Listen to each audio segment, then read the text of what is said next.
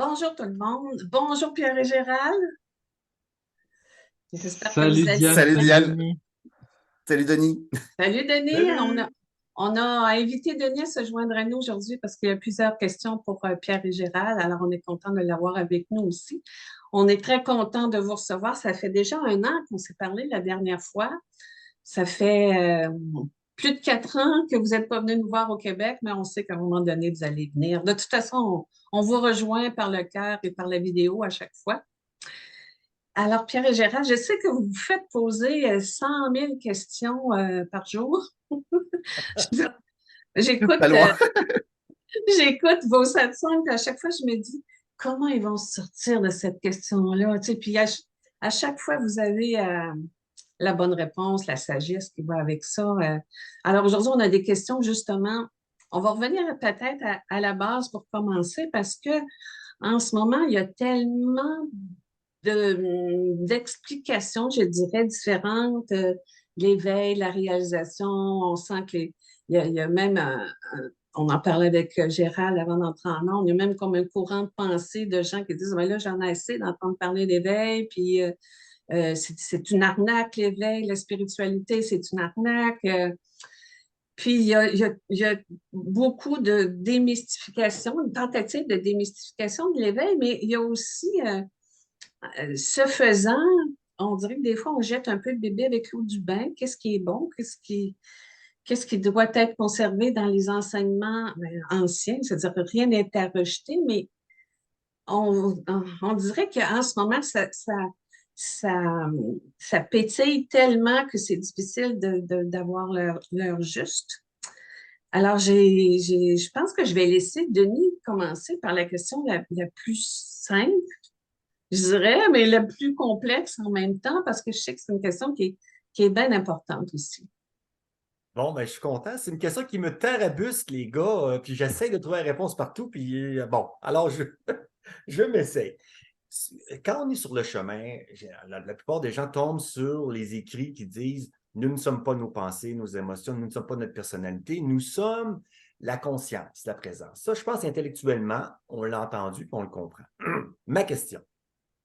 Lorsque, un beau matin, paf, tout d'un coup, c'est plus intellectuel, on le reconnaît. Ah, mais mon Dieu, mais je suis la présence, mais j'ai toujours été ça. Ah, mais comment ça, je ne l'ai pas vu avant, c'était là.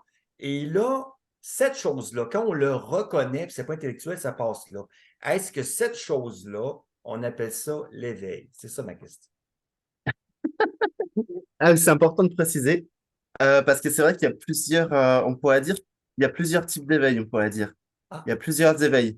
Parce que il y a des éveils aussi, par exemple, à une autre dimension de soi et de l'univers qu'on ne connaît pas. Par exemple, je prends une personne qui va être plutôt, comme la plupart des humains, identifiée aux cinq sens physiques. Et d'un coup, elle va vivre un éveil d'une autre réalité. Par exemple, elle va vivre l'éveil du monde astral oui, en faisant par exemple une EMI, une expérience de mort imminente ou une oui, projection du corps astral spontané.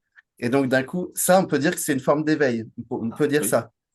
Tu t'éveilles à une autre dimension, à un autre monde, ou s'éveiller à un monde énergétique. Il y a des personnes du jour au lendemain, d'un coup, elles voient les auras, elles captent des choses. D'ailleurs, donc, on peut dire que c'est un éveil, puisque ça change radicalement ta façon de voir le monde, en fait. Tout à fait. Tu te rends compte qu'il y a d'autres choses. Effectivement, là, l'éveil dont tu parles, c'est l'éveil en majuscule, donc c'est l'éveil qui est au-delà des dimensions, où là, oui, tu, tu conscientises d'un coup, ah oui, tes mots, c'est je suis présence ou il y a une présence? Parce que c'est pas du Non, tout pareil. en fait, je suis la présence, puis je me rends compte que je l'ai toujours été. Puis là, je me dis, mais comment ça, j'ai pas vu ça? C'était toujours été évident, c'était en arrière-plan.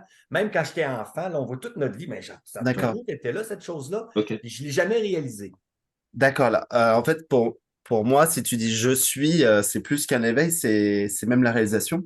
Parce que souvent, l'éveil, c'est quand on dit euh, il y a une présence ou on s'éveille euh, au divin, comme on dit des fois. Donc, tu réalises que, ah ouais, ok, en fait, Dieu existe. C'est ça, en fait, l'éveil.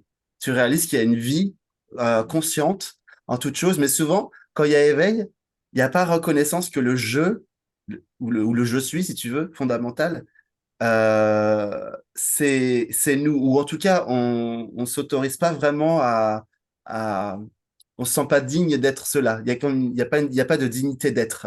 Il n'y a pas d'autorisation. C'est-à-dire que la plupart du temps, les gens, quand ils ont eu un éveil, après, ils vont dire, je me connecte à la présence, je me connecte à Dieu, je me Oui, oui. connecte. C'est-à-dire qu'ils s'autorisent pas à dire, bah, c'est moi, en fait, je suis Dieu. Alors, quand il y a réalisation, oui, tu dis vraiment, tu parles à la première personne, quoi. Je suis cela, je suis la conscience. Donc ça, c'est la réalisation. Sauf que, comme dirait Manon Damoni, il y a des réalisations euh, temporaires du soi. Des fois, ça peut faire comme en anglais on dit glimpse, un éclair, une lueur de réalisation. Et des fois, ça peut se refermer très vite. Mm. Il y a des gens qui vivent ça peut-être ouais, je sais pas, quelques Mm. secondes, et après ça se referme, ça se referme. Mais entendons-nous bien, quand je dis se refermer, Oui, c'est ça. en vérité, c'est vraiment euh, c'est pas totalement vrai, parce que ça ne peut pas réellement se refermer. Exactement. Ça peut focaliser, ça peut cristalliser à nouveau sur le temps et l'espace, puisque la conscience, elle est en dehors du temps et l'espace. Donc, quand tu réalises ce que tu es, tu es hors temps, hors espace. Et donc, quand c'est pas encore stable, bah, ça peut revenir et s'identifier. Ouais. Donc, à ce moment-là, pour certaines personnes, ça prend des mois, voire des années avant que ça soit stabilisé. Donc, c'est pour ça que des fois, on peut avoir des discours confus, parce que même s'il y a eu une réelle, on ne peut encore parler d'expérience à ce moment-là, une réelle expérience de réalisation temporaire, eh bien, du coup, quand la personne elle va parler, c'est pas clair, c'est pas net, parce que la vision, comme dirait Gérald, la vision est encore opacifiée. C'est pas une vision Exactement. nette des choses, c'est une vision opacifiée. Donc voilà. En gros, c'est ça. Mais oui, c'est une expérience de réalisation que tu décris là. C'est ça. Mais je croyais que ça, ce que je décris, c'est comme une expérience. La première étape, on va dire ce que j'avais entendu. Quand tu te rends compte que en fait, tu sais, ta vraie nature, comme si on se reculait, là. La partie qui est observateur, qui voit les pensées, qui voit la personnalité, tu te rends compte, ah, mais ben, c'est moi ça, l'observateur. Peut-être je serais peut-être plus précis en disant ça. Je suis Oui. observateur comme on peut appeler ça une présence, une conscience, qui a toujours été là, puis je pensais que j'étais mes pensées, je pensais que j'étais ma personnalité. Je pensais que j'étais Denis, disons. Puis je Oui. me rends compte, après, ben, en fait, oui, Denis est encore là, les pensées sont encore là, mais comme la vraie, je dirais la vraie comme identité, le vrai je suis, ce serait l'observateur. Puis ce que j'avais entendu dire, c'est que la réalisation, c'est que tu te rends compte que tu n'es pas juste observateur, tu es tout, tu te reconnais, comme tu as donné un exemple dans une sandale. Tu sais. Oui, oui, J'ai dit, ah, ça, c'est la réalisation. Tandis que dire, je suis en fait, ma vraie nature, c'est la présence. Je pensais que ça, c'était l'éveil.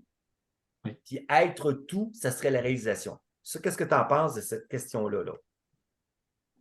En fait, les deux viennent en général consécutivement. Parce que lorsque Oui, tu réalises que tu es la conscience sans forme, donc parce que la conscience n'a Ouais, pas de forme, derrière la forme ouais, de l'enveloppe de lit, par exemple, ouais. eh bien, en général, il en découle peu de temps après. Alors, ça dépend, non. Quand je dis peu de temps après, ça dépend des gens.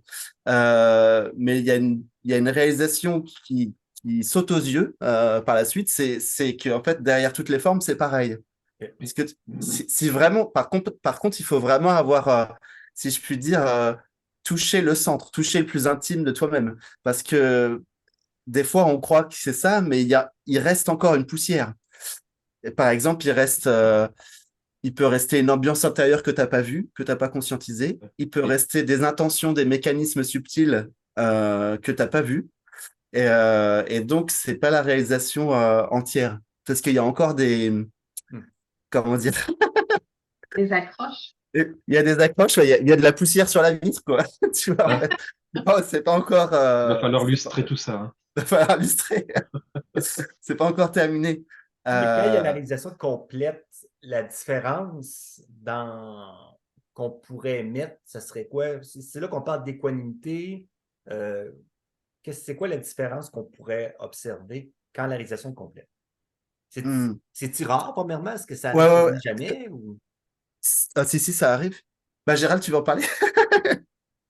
Ben, c'est toujours un peu difficile de dire qu'est-ce que c'est que la réalisation complète.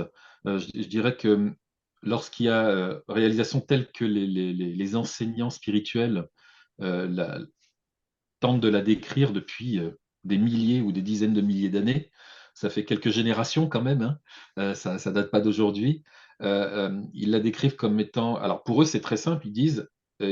alors, ça dépend des maîtres, évidemment, mais en général, il y a plus d'appropriation de rien, il n'y a plus de saisie, il n'y a plus de croyance, il n'y a même pas, à un moment donné, une perception de quoi que ce soit, c'est-à-dire qu'il n'y a même pas une identification à ce qu'on croyait être avant la réalisation, c'est-à-dire le mental, l'ego, ça n'existe même plus à partir de là. Là, nous parlons de la réalisation totale, hein, c'est bien ce que tu viens de dire, Denis. Donc, c'est pour ça que quand on interrogeait Ramana Maharshi ou d'autres grands maîtres, par exemple comme Ramakrishna ou autres, et qu'on leur disait ah oui, mais il y a le mental quand même pour interagir. Il disait le mental, quel mental? Il n'y a pas de mental.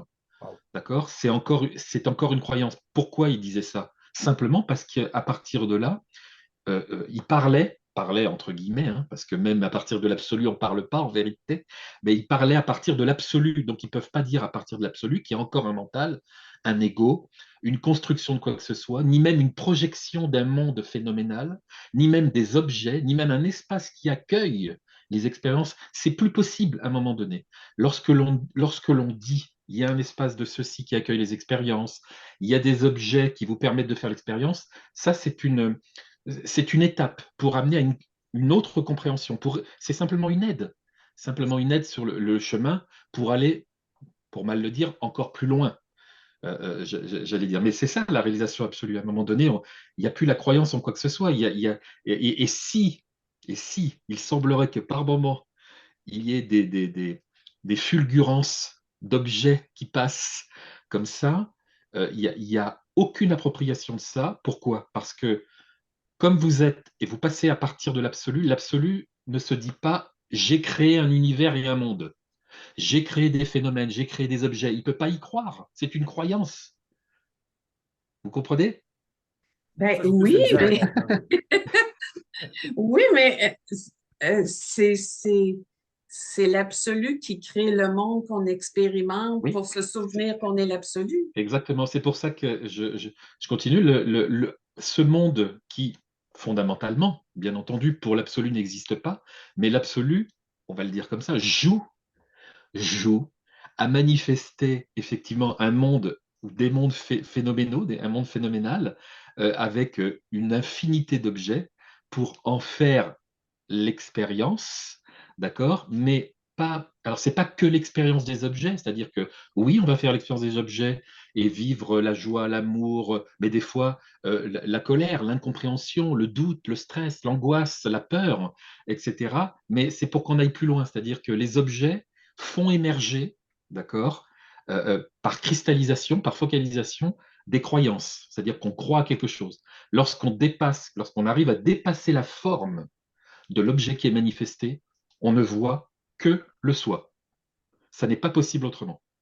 Justement. C'est-à-dire Et que que fait-il? même le monde manifesté, et on le dit tout le temps avec Pierre, même le monde manifesté, même s'il apparaît comme tel, c'est du soi. C'est toujours le soi.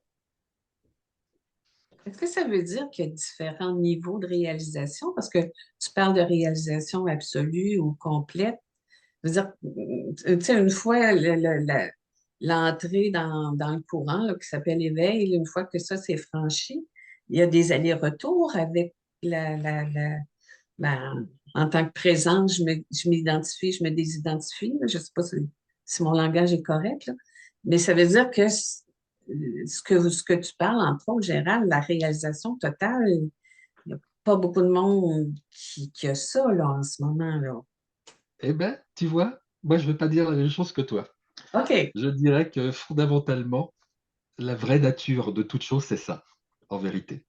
Et que on se complique la vie en passant par tout un tas de choses. Par exemple, on se dit, ah non, l'éveil, c'est pas ceci, ah non, les objets, c'est pas cela, non, tel métier, ça m'aime. En fait, on englobe tout parce que on peut vivre la réalisation à travers tout.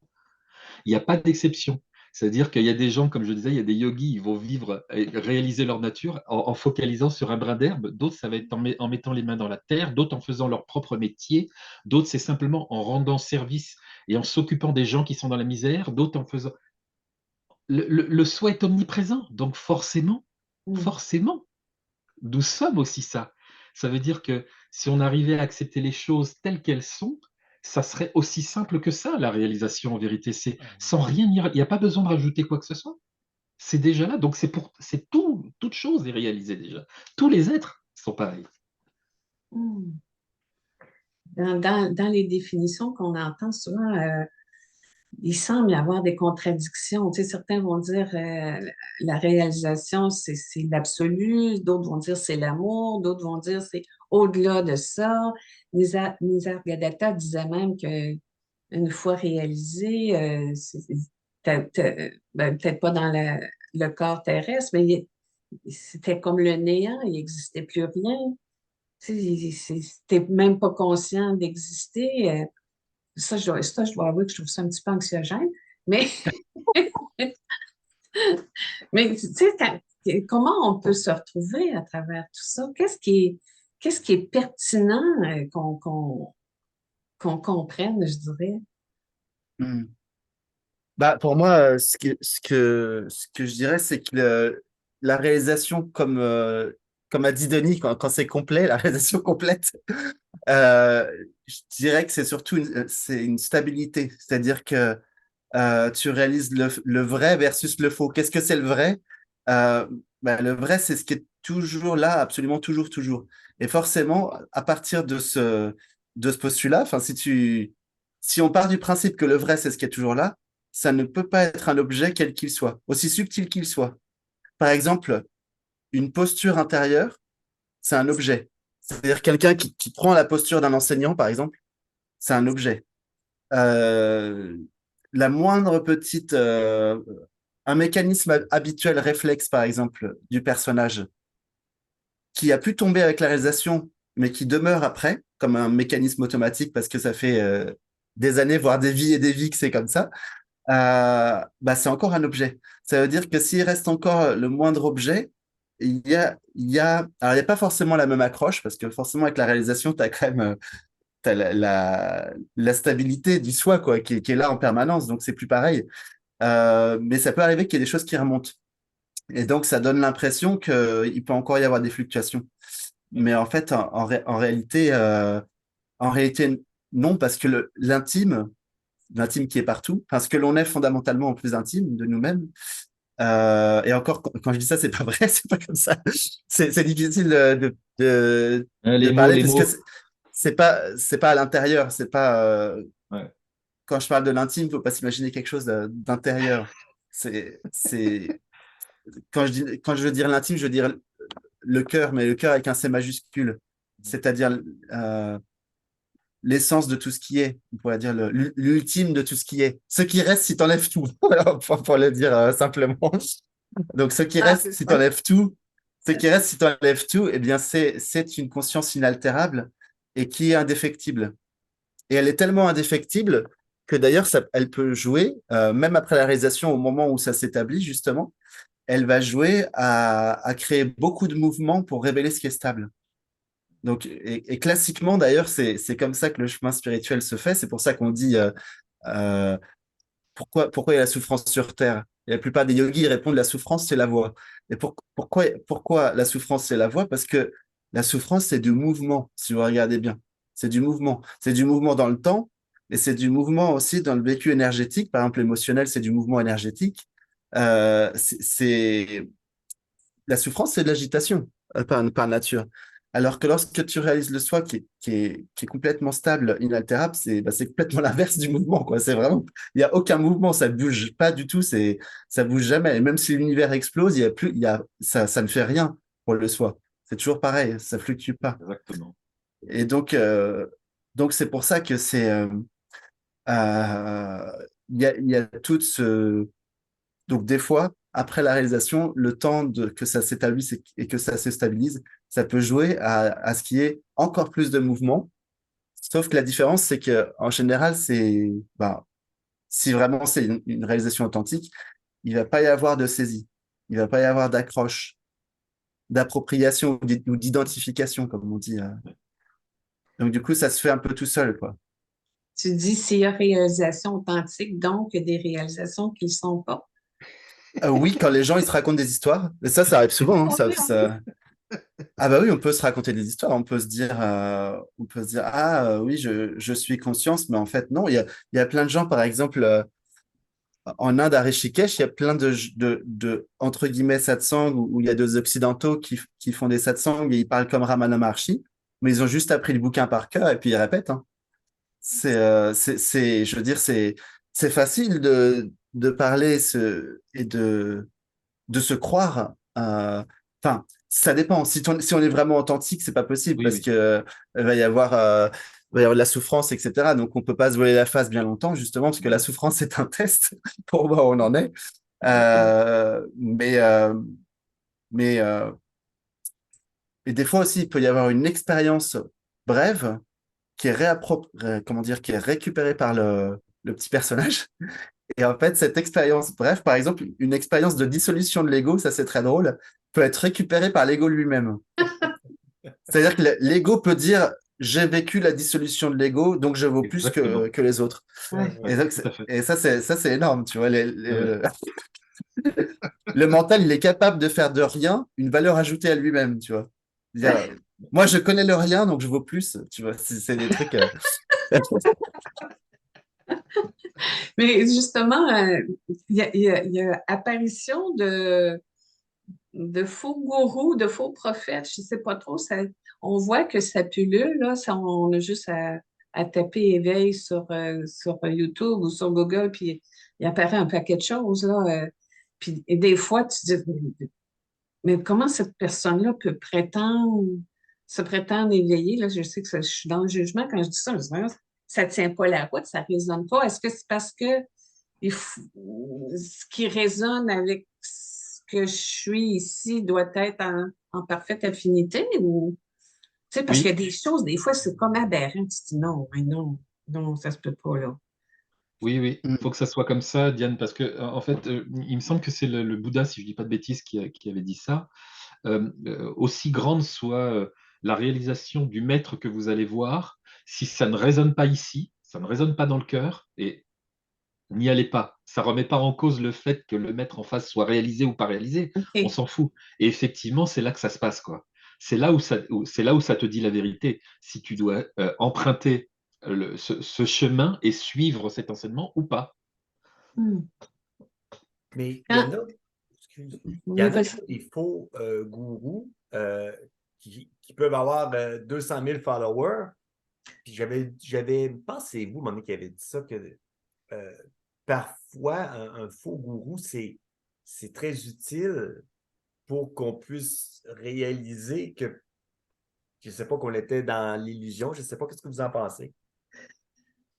Bah, ça arrive jamais par hasard, de toute façon. En Inde, ils disent que tout est parfait parce qu'il faut bien des faux maîtres pour les faux disciples.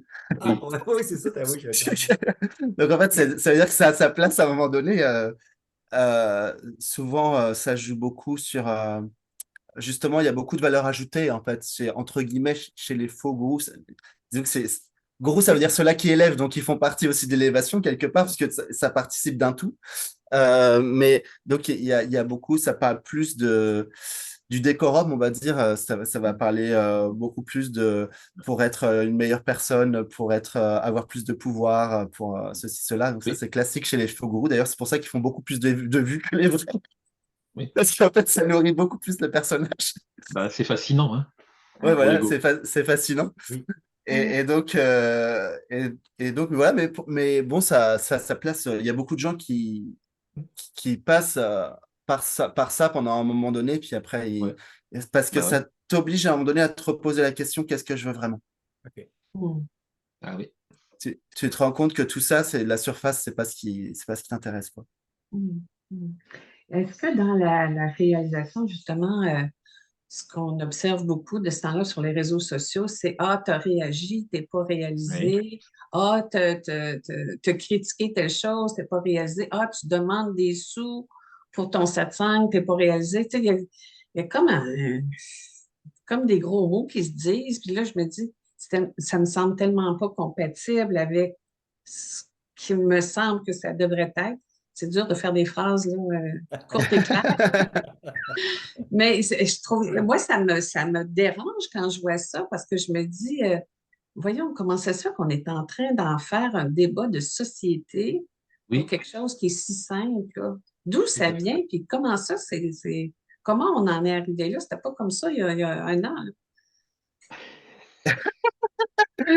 Bah, en fait, aussi, c'est un peu le moment où il y a une forme d'éclosion de ça. C'est-à-dire qu'en Occident, on n'en parlait pas autant. En tout cas, ce qui est sûr que dans le monde francophone, c'est sûr, dans le monde francophone, on n'en parlait pas autant. Et donc, bah, comme ça émerge, et puis il y a aussi quelque chose, c'est que, en fait, les gens se rendent compte que les personnes qui partagent sur l'éveil ou la réalisation souvent disent la même chose. Et donc, Oui, elles vont dire, oui, mais tu imites ce que, enfin, tu Ouais. reprends exactement les mêmes mots qu'un tel et un tel, tu fais que copier et tout ça, donc t'es pas authentique, etc. Sauf qu'en fait, ça fait 10 000 ans que c'est toujours la même chose. Donc, ça sera toujours les mêmes mots. Et dans 10 000 ans, ce sera toujours la même chose. Il y a aussi des gens qui disent, ouais, j'en peux plus d'entendre toujours les mêmes phrases, les mêmes rires chez tout le monde. Je sais pas, genre, il y a des dizaines ouais. de personnes qui partagent sur l'éveil et tout le monde dit la même chose et rigole aux mêmes blagues, etc. En fait, parce que bah déjà, parce que la vérité est une déjà, puis c'est la même présence qui parle déjà, et puis ce sera toujours la même chose. Donc les gens qui se lassent des satsangs et de tous les partages qui émergent là, mais en fait c'est qu'ils écoutent le satsang avec leur tête. C'est qu'ils Mm. s'attendent à avoir une espèce de réponse qui viendra du mental. Ils ont la croyance que ah ça y est, le mental il va me dire un truc et puis je vais comprendre. Mais la réalisation du soi, ça se comprend pas. Ouais, C'est pas mental, c'est pas quelque chose qu'on comprend. ouais. Ouais. Dans le fond, on est encore en train de compliquer quelque chose de simple. Ah bah oui, oui. Ouais. Oui, Ah, ouais, ouais, ouais. Bah, c'est j'ai toujours Ramana ça. Maharshi qui le disait aussi, hein. Ramana Maharshi disait tant de techniques de yoga pour atteindre une chose qui est aussi simple que la réalisation du soi. Ouais. Je veux dire, tout est là, quoi. Ça veut dire que c'est tellement simple que. J'aimerais revenir à la question que j'ai abordée tantôt, ce que Nisargadatta disait qu'à un moment donné, tu n'es plus conscient d'être conscient, c'est le néant, je pense qu'il le nomme comme ça. Euh, Selon vous, ça veut dire quoi? Ça veut dire qu'on fait toutes ces expériences-là, on réalise, puis à un moment donné, on disparaît. Je dis on dans le sens de la conscience disparaît, parce qu'en arrière de la conscience, c'est l'absolu, si je comprends bien. Alors, déjà, il y a un truc qu'il faut bien comprendre, c'est que si une personne arrive et dit euh, il existe un état genre où il y a même plus de conscience et où c'est le néant, bah en fait, moi, la question que je lui pose, c'est comment tu le sais du coup? Ouais. Si tu dis c'est le néant, faut bien qu'il y ait une conscience pour dire c'est le néant, tu vois. Donc, obligatoirement, il y a conscience dans l'expérience. C'est Ah, obligatoire. c'est la fameuse question qui dit ça? Bah Mhm. oui, c'est évident. Parce Par que contre, c'est... pour répondre plus précisément à ta question, oui, Diane, ça existe. On pourrait dire une défocalisation telle que toutes les formes de réalité, quelles qu'elles soient, même les plus subtiles, Oui, sont complètement dissoutes. Il n'y a oui, plus aucune réalité. Il n'y a que un néant. Il y a moi, j'appelle ça le rien de rien. C'est-à-dire qu'il n'y a vraiment plus rien du tout. Mais sauf qu'il y a quand même conscience. Il n'y a rien oui, de rien en termes d'objet, mais il y a conscience. C'est, oui. c'est, c'est ce qui est, la conscience, c'est vraiment ce qui est indéfectible. Donc, effectivement, on ne peut pas fonctionner dans le monde en étant à 100% comment dire, à 100% dans ce vécu, parce que bah, c'est impossible, on peut interagir avec rien, parce on n'a plus aucune notion d'aucune réalité. Donc, il y a quand même la nécessité d'une réalité structurée, objective. Donc, il y a forcément la descente d'un cran sur un plan de réalité, même si on peut avoir 99% on va dire, comment dire, où c'est défocalisé, et il y a toujours un fil, 1% qui reste là. Sinon, on n'interagit pas En tout cas pour le jeu. Et c'est pour pour ça le que jeu. Ramakrishna disait, il faisait comprendre qu'il jouait à manifester un semblant de manifestation corporelle, d'enveloppe charnelle, pour pouvoir interagir avec ce monde phénoménal. C'est ce qu'il disait, mais c'est vrai en fait, quelque part, bien sûr. C'est-à-dire qu'il disait, c'est fait à votre attention, à votre attention, à votre intention. Donc c'est fait à votre intention en fait. C'est-à-dire qu'il continue à jouer même s'il ne, même s'il est, il est plus identifié au jeu, d'accord? Mais il continue à jouer parce que dans ce monde-là, ça fonctionne quand même, cette interaction, elle fonctionne quand même avec quelque chose de, entre guillemets, de phénoménal, d'accord? Comme quand le Christ dit qu'il s'est fait homme, je me suis fait homme pour être parmi vous. Enfin, tu Ouais, vois, c'est une ouais. façon de, pour qu'il y ait cette interaction, quoi, quelque part. Bien sûr que l'interaction, elle peut avoir lieu au-delà de la forme, on est d'accord. Mais dans ce monde phénoménal, ça Mm. fonctionne aussi comme ça. Un avatar, finalement. Voilà. Ouais. Chose là-dessus, je m'étais fait dire que le je suis la conscience, il y a quelque chose qui peut voir la conscience. Est-ce que c'est là que vous parlez de l'absolu? L'absolu peut voir la conscience, la présence, ou ça n'a pas d'allure ce que je dis, là? Bah, le problème, c'est les mots parce que ça dépend de quoi on parle. Exactement. Parce qu'en psychologie, on va parler par exemple du conscient, du subconscient et de l'inconscient. Oui, Donc là, forcément, les gens ils confondent souvent la conscience avec le conscient, bah oui. le fait d'être conscient à l'état de veille. OK. Mais en réalité, c'est effectivement la conscience, elle est au-delà du conscient de l'état de veille, puisque les sages Exactement. disent même que la conscience, c'est ce qui témoigne des trois états classiques de l'humain, donc état de veille, état de conscient à l'état de veille, état subconscient que l'on vit dans l'état de rêve, à l'état avec rêve, et état inconscient que l'on vit dans l'état de sommeil profond. Donc effectivement, la conscience est au-delà même de l'inconscient, puisqu'on peut être conscient dans l'état de sommeil profond euh, avec la réalisation du soi, de notre véritable nature. Donc on est conscient pendant que ça dort. Il y a comme comme disait Krishna, je suis le veilleur, je suis l'ancien des jours, c'est-à-dire il y a Oui. une conscience qui veille en permanence, qui est là, et qui sait. Et quand on vous le dit comme ça, évidemment, c'est parfaitement juste là ce que vient de dire Pierre, mais c'est des mots, d'accord? C'est encore Mm. des mots parce que justement, on disait tout à l'heure, c'est pour rejoindre ce qu'on disait tout à l'heure, ça interagit avec ce monde qui semble manifester, et du coup, c'est les liens, c'est les chemins en fait. Et comme les fameux petits cailloux blancs qui sont posés sur la route, voilà, ça permet cette interaction. Donc c'est pour ça que ça passe par tout un tas de fréquences de langage, de vocabulaire, pour qu'on puisse, a priori, il semblerait que ça passe aussi par ces chemins-là pour qu'il y ait de la compréhension entre les uns et les autres. Donc on emploie des termes, des mots, des choses, des fois une gestuelle, ou des fois non, parce qu'il y a des sages qui ne disent pas un seul mot, et c'est uniquement la présence d'être, c'est-à-dire ils sont conscients d'être, et c'est suffisant, il n'y a pas besoin d'autre chose, comme le disait Khalil Gibran, quand la parole se tait, le silence commence à se raconter. Et en fait, Mm. c'est ça, c'est très juste aussi. Mm. Tu disais tout à l'heure, Gérald, au niveau de ce qu'on croit qu'on crée dans notre environnement, dans notre matérialité, que c'était pas tout à fait juste, que c'était pas nécessairement notre, notre pouvoir de manifestation qui amenait les circonstances de notre vie. J'aimerais ça que tu nous expliques davantage. Alors attends, repose-moi la question parce que On va essayer de la poser. C'est pas très clair. Je pense que tantôt, ce que tu disais, c'est ben, quand on pense qu'on manifeste des choses dans notre vie, c'est pas tout à fait exact, mais c'est la conscience qui, tu sais, oui, la conscience manifeste ce que ah ben je, oui, c'est la conscience, hein. mais est-ce que C'est je peux toujours la conscience qui. choisir? Ouais, de toute façon, il y a que la conscience qui peut manifester, j'allais dire, des configurations, des scénarios qui manifestent même le monde tel que vous le percevez, ou tel que vous croyez le percevoir, ou tel qu'il semble être, ou voilà. Il n'y a que la conscience qui est derrière tout ça, hein. Il y a que elle qui joue à ça, et c'est que des propositions. Ça veut dire que il n'y a jamais de la part de la conscience une espèce d'obligation absolue de passer par là. Ça peut dire aussi, dans le monde manifesté, non, je ne passe pas ce qui m'est proposé.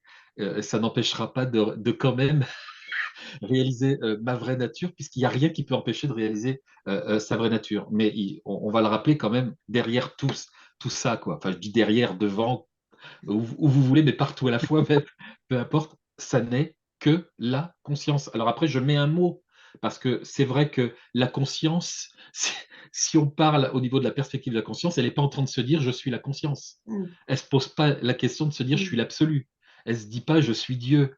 Même si des fois dans les textes on dit, comment ça s'appelle, qui tu diras, bah, par exemple avec Moïse, tu diras que ce qui t'a envoyé c'est je suis, par exemple.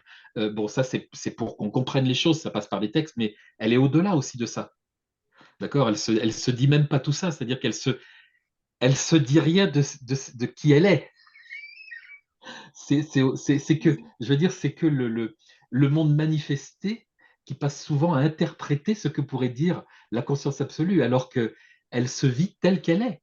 Ouais. C'est pour ça que la plupart des enseignants disent c'est simple et que c'est au-delà des termes, des mots, des définitions. Même il y a des poètes qui ont fait des poèmes sur Dieu, sur l'absolu, sur la conscience, mais sublime, sublime. Ça te transporte, tu rentres vraiment en contemplation. C'est incroyable, mais eh ben, c'est encore même au-delà de tout ça. Je veux dire, c'est au-delà de tout ça.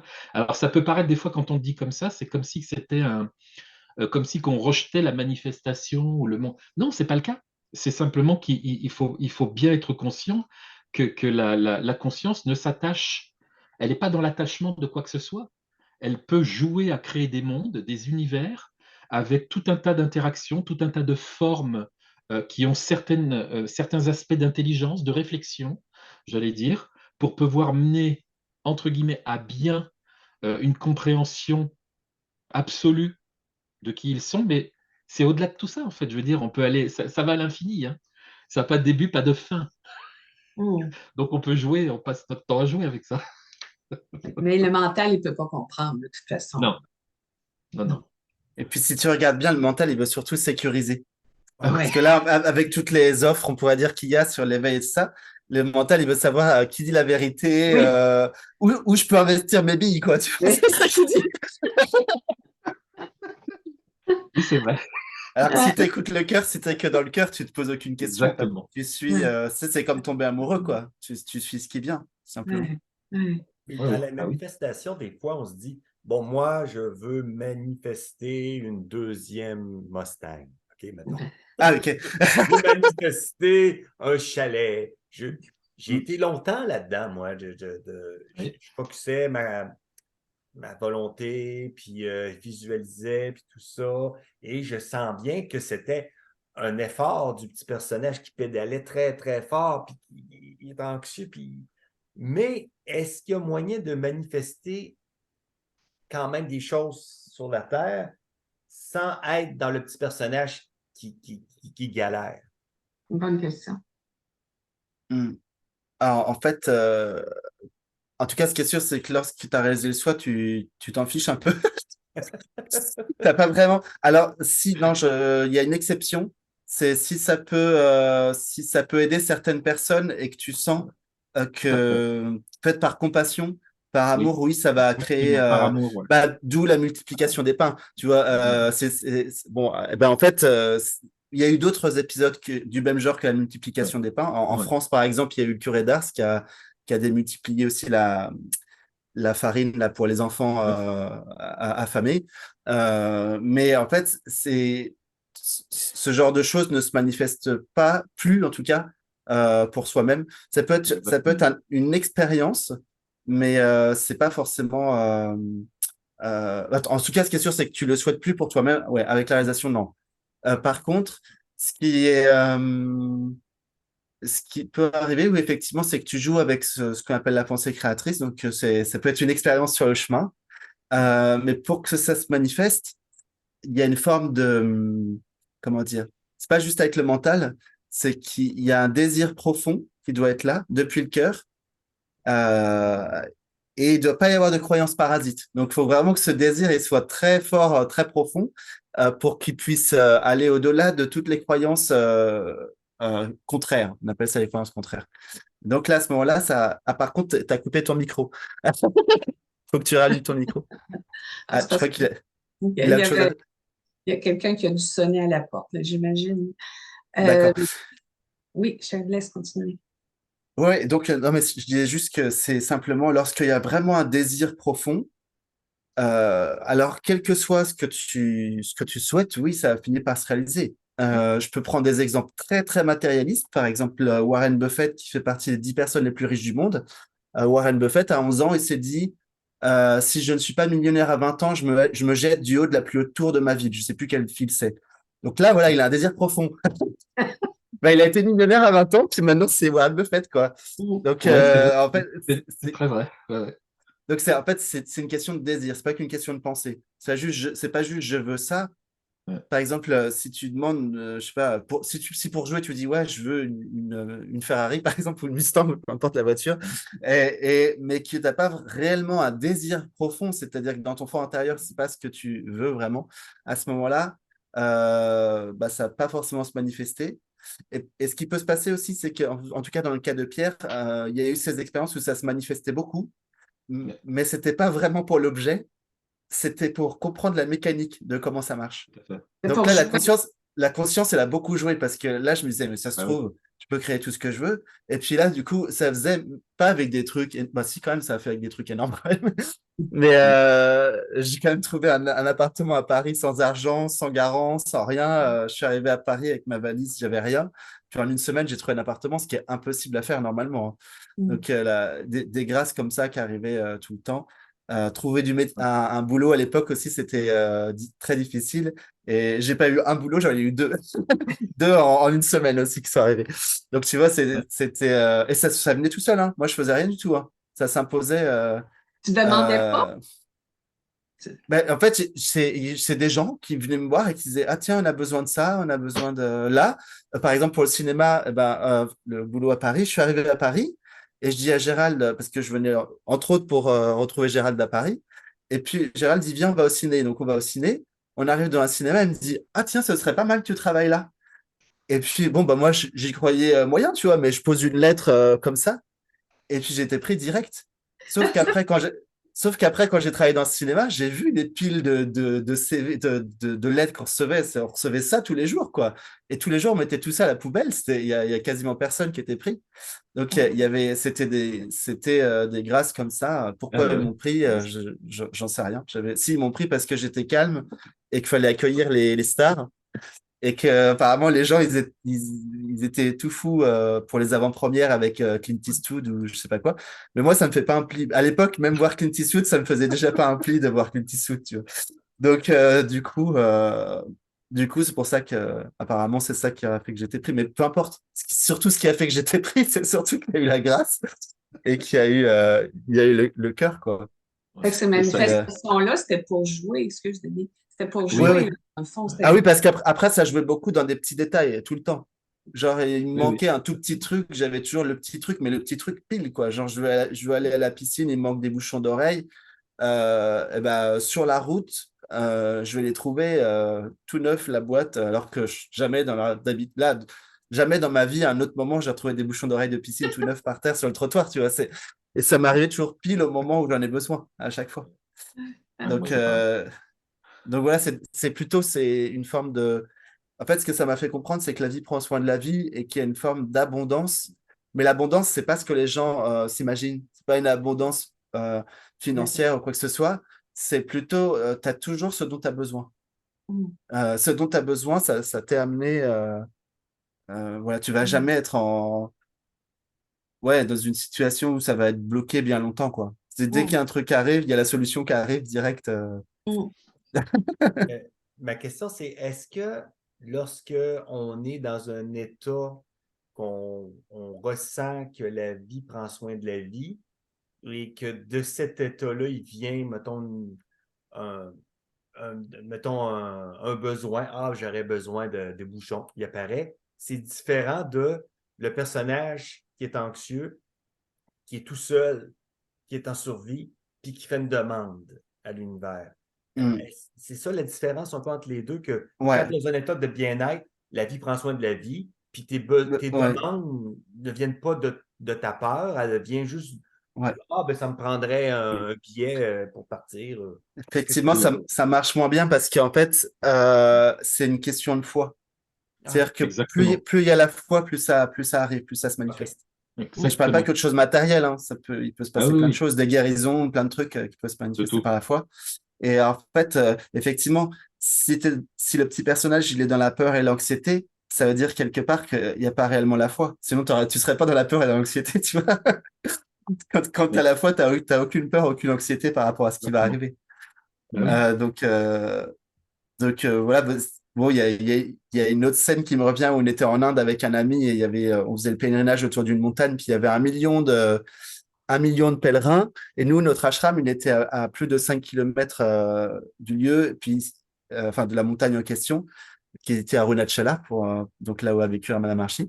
Et, on avait beaucoup marché. Mon copain, il était un peu fatigué et tout ça. Et donc, on va pour rentrer. En fait, il n'y avait plus aucun rickshaw de disponible. Il n'y avait plus un rickshaw, c'est une espèce de petite moto à 3 roues, taxi, on pourrait dire. Il n'y avait plus aucun taxi disponible parce qu'il y avait plus d'1 million de pèlerins qui étaient là. Donc voilà. Et, euh, et pour jouer, et c'est marrant, c'était tous les deux. Lui aussi, il jouait avec ça à l'époque. Et tous les deux, on s'est dit, vas-y, on va demander. On n'a même pas cherché le rickshaw. On s'est assis sur le trottoir.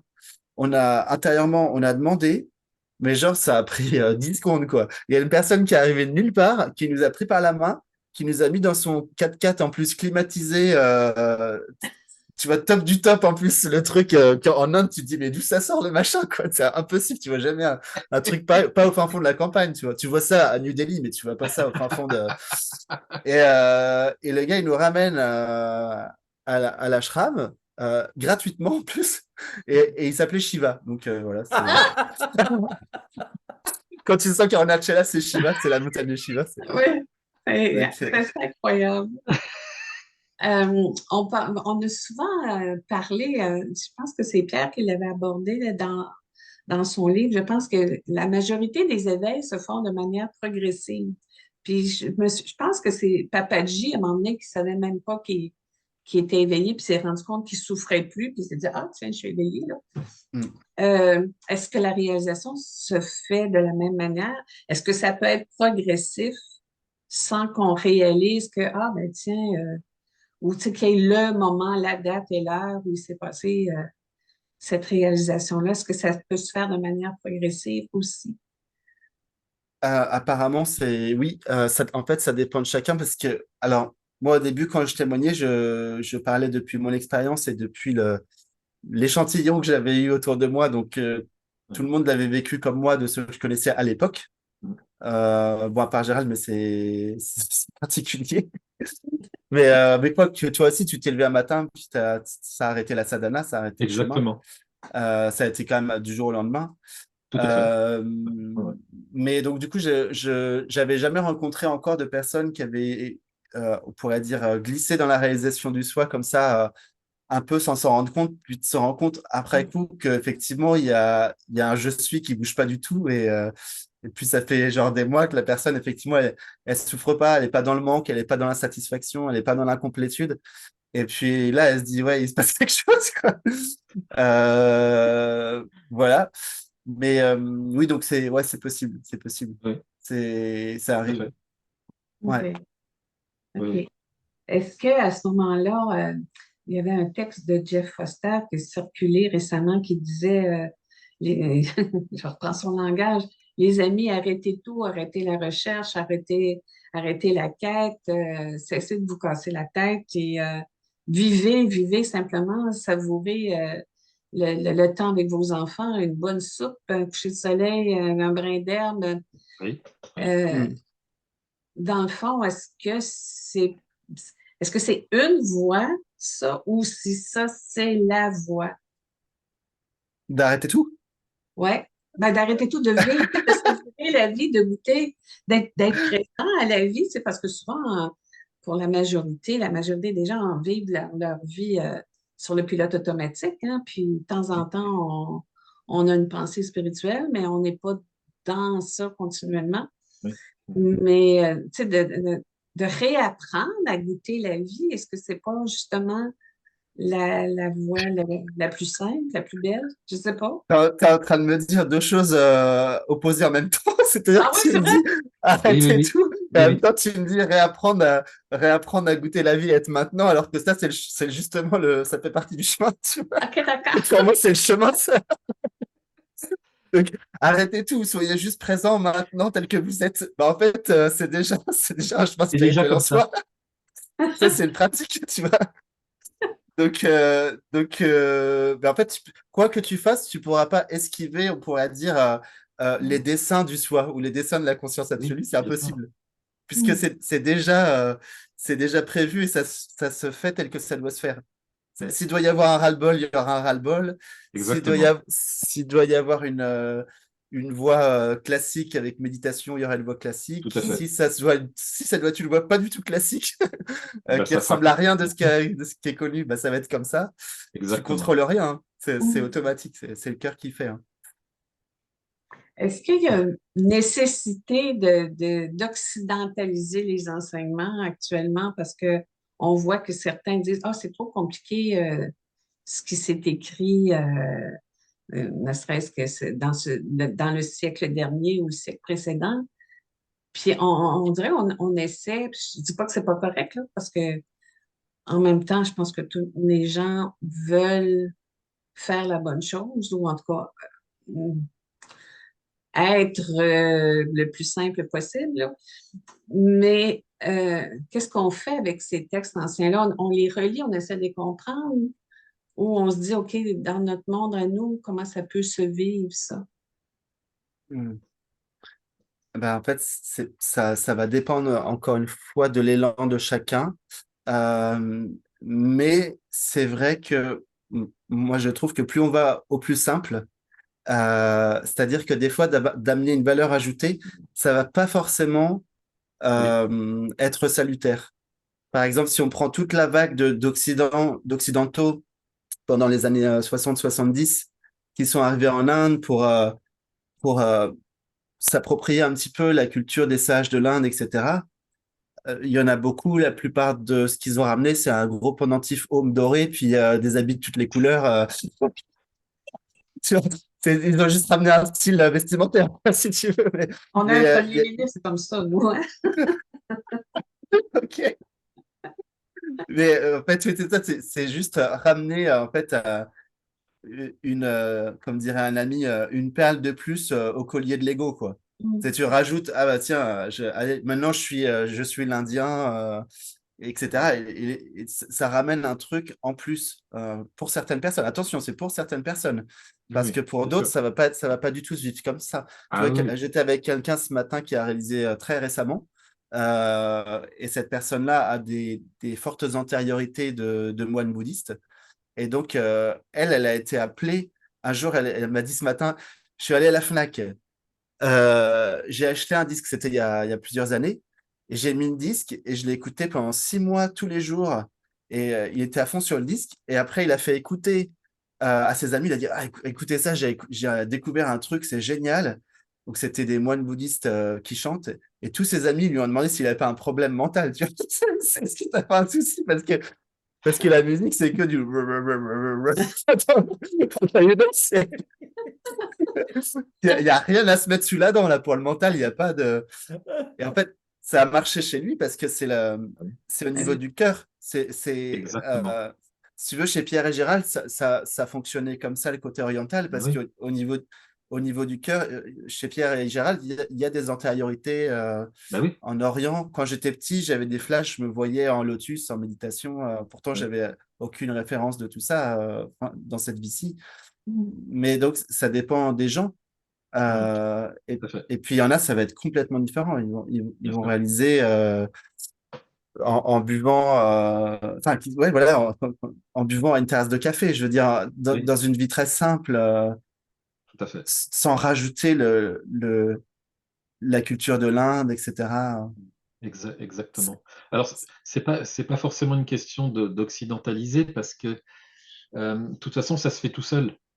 Certains vont prendre les enseignements bruts de pommes tels qu'ils sont transmis en Inde, tels quels, ça va leur parler, d'autres, ça va pas leur parler, d'autres vont les adapter ou trouver à un moment donné un chemin qui va les amener et a une compréhension en habitant justement, en demeurant en Occident, mais tout en gardant la quintessence du message. Enfin, je veux dire, ça se fait comme ça doit se faire, en fait, hein. C'est pour ça qu'on dit, on dit tout le temps, c'est simple, faut pas chercher compliqué. Mais ce qui est très drôle quand même, c'est qu'on s'aperçoit depuis quelques décennies que les enseignements, justement, qui parlent voilà, de réalisation, d'éveil, d'absolu, de conscience, de présence et tout ça, sont quand même arrivés en grande partie, là, depuis quelque temps, de l'Inde. Et l'Inde, en fait, ça a à un moment donné émergé de partout, comme si que c'était un petit peu le jeu de ce pays de rappeler au monde, Ah. en tout cas peut-être qu'après ça va passer, en tout cas c'est comme ça depuis quelques années, rappeler au monde, bah, rappelez-vous, vous êtes ça, et vous l'avez connu, vous avant, c'était présent. C'est ce que je dis des fois avec Pierre dans certains satsangs, quand je dis qu'avant c'était monnaie courante de parcourir des lieux et des lieux pendant des jours, des semaines, même à pied. Les gens, ils avaient même les jambes, les pieds esquintés, tout ça, pour aller voir et rencontrer une sainte ou un saint, simplement pour aller, des fois, entendre le silence, parce que cette sainte, des fois, ne parlait pas, ou dire simplement quelques paroles, ou toucher simplement sa tunique ou ses pieds.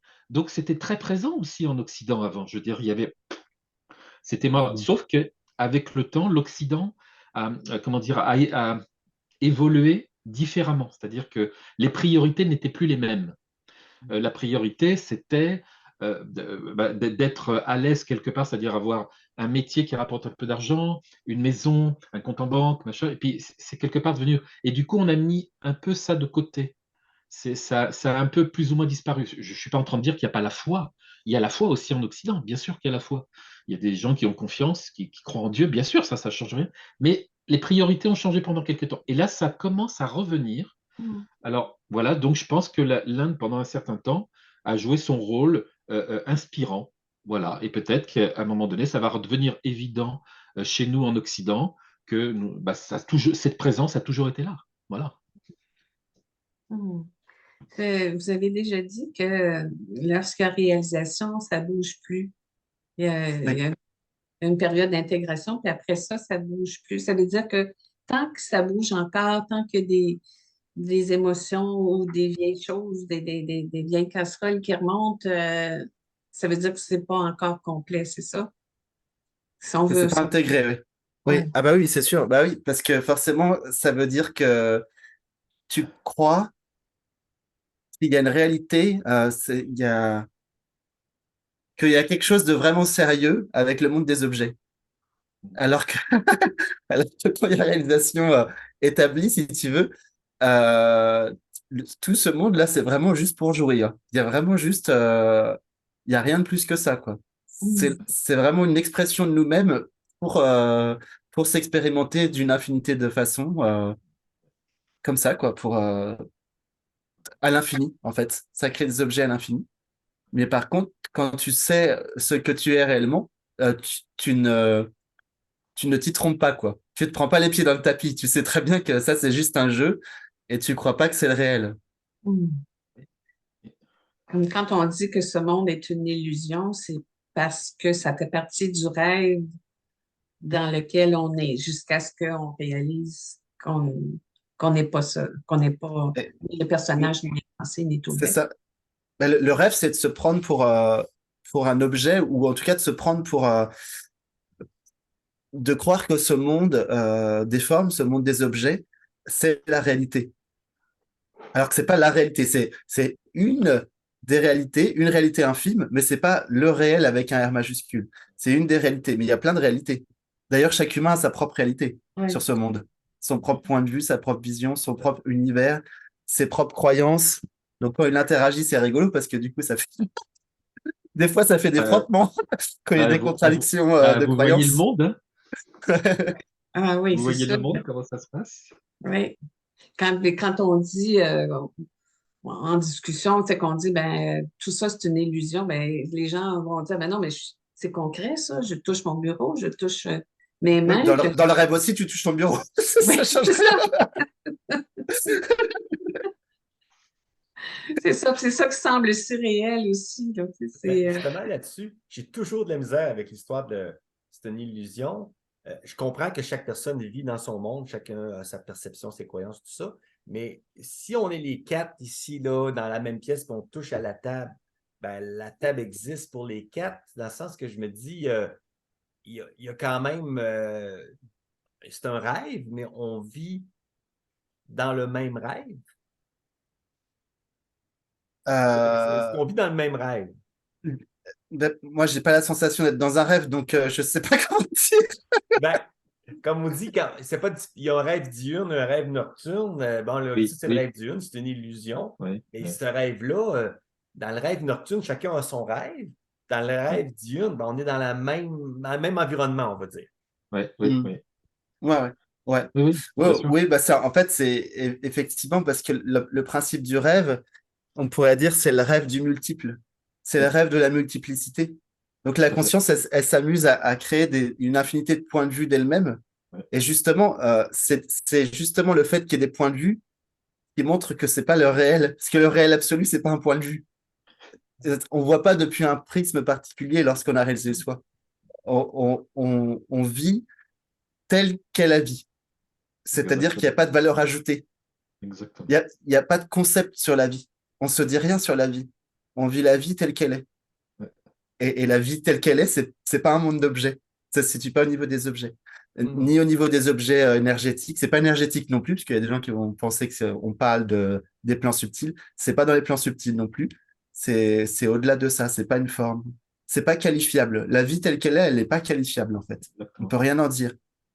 Wow. Ça peut, mais c'est pas compliqué ce que je dis. Ça a l'air compliqué, très philosophique et très waouh, mais en fait, c'est pas waouh Oui, du tout. C'est juste, si tu reviens à ton vécu direct, Denis, tu vas voir que tu peux rien dire de ton vécu direct. Alors, effectivement, chez la plupart des gens, il y a le vécu direct qui est mélangé avec le plan des objets. Donc, les gens, tout à ils fait. vont me dire, bah oui, dans mon vécu direct, je touche la table, comme tu disais, ou je touche mon corps, Oui, etc. Mais le toucher, c'est pas le vécu direct. Le vécu oui, direct, c'est ce qui est en amont des sensations, des perceptions. oui, Donc, et dans le vécu direct, qui est donc en amont des sensations, des perceptions, toutes les perceptions, y compris les pensées, etc., eh bien là, il y a l'un, il y a la même conscience. Ouais. Et cette même conscience qui s'apparente différente chez Denis, chez Diane, enfin, on a l'impression que c'est différent. En on a fait, l'impression. c'est exactement la même. Elle a l'air différente parce qu'elle passe par c'est comme si elle revêtait des filtres ou des enveloppes Et- différentes. Il y a des filtres mentaux, il y a des filtres de mémoire, de Exactement. concepts, etc. Mais en fait, au point d'origine, c'est exactement la même. C'est pareil. Des fois, il y a des gens qui me demandent, ouais, mais comment on sait si on a réalisé le soi et que c'est vraiment complet? Bah, concrètement, quand tu as réalisé le soi et que c'est vraiment complet, quand tu regardes un escargot, tu sais ce qu'il vit, l'escargot. Par exemple, tu le vis, l'escargot, de l'intérieur. Et c'est marrant parce que, tiens, en le disant, je me souviens de quelque chose que j'avais complètement oublié. Et là, du coup, ça me le rappelle. Parce que j'avais posé la question à Gérald il y a longtemps, j'étais sur le chemin. Je lui avais dit comment ça fait quand on a réalisé le soi. Parce que je voulais être sûr de comprendre. Et en fait, il m'a pas du tout répondu au niveau de oui, il y a personne, comme ce qu'on entend souvent. Le il y a personne, c'est une étape, hein, c'est pas la fin du chemin. La fin du chemin, c'est Gérald, il y avait une clémentine à côté de nous. Il a pris la clémentine et il m'a dit, quand tu vois une clémentine, automatiquement, il y a des concepts qui s'ajoutent. C'est-à-dire, elle est orange, tu as la mémoire, tu sais l'odeur qu'elle a, tu sais le goût qu'elle a, tu sais que c'est la peau, elle est granuleuse, etc. Tu rajoutes des caractéristiques, en fait, à la vie. Mais lorsque tu as réalisé soi, quand tu vois la clémentine, ou plutôt quand tu entres en interaction, parce que c'est pas un voir avec les yeux, il faudrait dire que c'est un voir avec le cœur. C'est même pas un voir avec le cœur, d'ailleurs, c'est une union, une communion par le cœur, plutôt pour être précis. Et là, en fait, tu la vis, la clémentine, telle qu'elle est réellement. C'est-à-dire que tu te vis en tant que la clémentine. C'est le je suis, il se vit en tant que la clémentine. Et tant qu'il n'y a pas ce vécu-là, on ne peut pas dire là, il y a réalisation définitive. Parce qu'on peut encore se faire rattraper par les objets. On peut encore croire ok, il y a personne, mais il y a quand même un point ici versus un monde là, tu vois, un monde manifesté. Il y a un non manifesté et il y a un non manifesté par là, enfin en tout cas en amont, et puis il y a un manifesté là. Mais dans la réalisation, il n'y a même plus tout ça. Parce que le manifesté, il y a une communion par le cœur, on pourrait dire, avec toute chose au-delà comment dire, le mental il te fait croire que tel objet il est délimité, etc. Mais en fait tout ça c'est pas vrai quoi. C'est comme la solidité de la table, c'est pas vrai scientifiquement, tu vois. Ouais. Même aujourd'hui on le sait, tu vois. Mm. Donc c'est c'est comme quand tu rêves en fait, comment dire, c'est pas le psychisme en fait, c'est le la capacité de l'être peut créer de toute pièce un monde en créant des objets qui ont l'air solides aussi dans ton rêve. T'as Mm. l'air, même dans l'astral, dans une vraie sortie astrale, tu as vraiment des fois la sensation de Tout à fait. toucher les objets, etc. Alors que parfois, c'est tes propres créations. Euh, enfin, bon, là, ça dépend d'où on parle. Si on parle de l'absolu, c'est toi qui crées tout. Mais si on parle pas forcément de l'absolu, quand tu fais une sortie astrale, tu peux aussi créer des objets sans parler de questions de conscience absolue et t'as vraiment l'impression qu'ils sont vrais, quoi. Alors que c'est toi qui les crée. Comme quand tu es dans un rêve, si tu veux, tu Ouais. vas te retrouver face à un lion, par exemple. Tu as vraiment l'impression qu'il est vrai, tu peux le toucher, etc. Et pourtant, euh, et pourtant non, quoi. Oui. C'est- Et voilà, ouais. Est-ce que l'amour, vous situez ça, certains vont dire que ce qui, ce qui est tout, finalement, c'est l'amour. Puis d'autres vont dire que non, l'amour, c'est une étape, c'est un niveau. Vous Mm, en pensez quoi? Ça a l'air d'une drôle de question, mais les mots ont tellement de sens mm, différents selon les personnes qu'on interroge. C'est quoi l'amour dans tout ça? Est-ce que c'est ce qui maintient tout? mm. Je sais pas comment poser la question, là. Alors, en tout cas, ce qui est sûr, c'est que le mot amour est l'un des mots certainement les plus, comment dire ça, qui a le plus d'interprétations différentes. Ah ouais, il y en Parce a que beaucoup, hein. vraiment, c'est... Ah ouais, complètement. Il y a tellement Ah ouais. de façons dont le mental humain interprète le mot amour. Donc, que bah, des fois, il y a même carrément des sages qui n'emploient jamais ce mot, quoi. Parce que Exactement. ça prête vraiment trop à confusion, quoi. Oui. Donc, du coup, en tout cas, bah, je sais pas, Gérald, si tu veux en parler. Après, c'est vrai que Ben, je me suis... c'est jamais évident d'essayer de définir l'amour. Après, c'est vrai que on le vit tous de toute façon, cet amour. Et là, l'amour dont on parle, c'est un amour c'est un amour sans support, sans saisie, sans appropriation. C'est-à-dire que c'est un amour où il n'y a pas de condition non plus. Voilà, il n'y a pas de volonté derrière ça et tout. Donc c'est assez naturel. Et je me souviens, il n'y a pas très très longtemps, je vois un petit passage d'une vidéo où il y a une gamine de 3 ans et demi, 4 ans, et on lui pose la question, c'est quoi pour toi l'amour? Et elle dit, l'amour, eh ben, c'est prendre soin de tous les animaux et de tous les humains et de la planète et puis des planètes et de l'espace. Et c'était tellement beau en plus de la façon qu'elle le disait, tellement simple et naturel, spontané. Alors c'est ça aussi l'amour, tu vois. C'est tout ça en fait, l'amour. C'est tout ça Mm. l'amour. Mais c'est pour ça que c'est difficile d'y mettre. C'est vrai qu'il a raison, Pierre. Enfin, on a en tant que, enfin, les gens, voilà, il semblerait que nous soyons humains. Et donc, du coup, je vais le dire comme ça, pour rigoler, mais il y a une connotation. Euh, Par exemple, il y a même des gens qui sont des gens dictateurs ou autres, ils ont de l'amour aussi pour leur famille.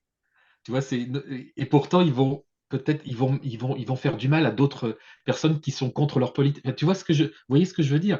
Du coup, on a tous plus ou moins une définition, une approche de l'amour qui est différente. Voilà, nous, je pense, et sans nous mettre dans des cases, que celle là dont on parle, elle est infinie, c'est-à-dire c'est un amour sans limite, qui n'a pas de début, qui n'a pas de fin, cet amour se suffit à lui-même. Il a pas besoin qu'on le définisse, il n'a pas besoin qu'on lui donne j'allais dire une étiquette. On aime pour aimer et on n'attend rien en échange. Voilà, enfin, nous, on le vit quand même probablement la plupart d'entre nous comme ça, quoi. Voilà. Mais après, chacun peut en parler à sa façon. Mais est-ce que tu dirais que absolu et amour sont synonymes? Non, moi non. Euh, moi non, parce qu'en fait, pour moi, l'amour, c'est faire un, je dirais, dans la définition la plus simple, tout le monde comprenne, c'est être en unité. Et Oui, sauf que, en fait, pour dire ça, il faut qu'il y ait une perception d'objet quelque part. Donc, pour faire un avec, pour être un, être en unité avec ce qui est, ça sous-entend en fait qu'il y a euh, il y a comme un monde phénoménal, même si c'est subtil, hein. Et donc, voilà, c'est pour moi, non, la conscience absolue, on peut pas dire. Après, ça dépend. En fait, c'est pas compréhensible humainement. Bah, c'est pas compréhensible humainement. Mais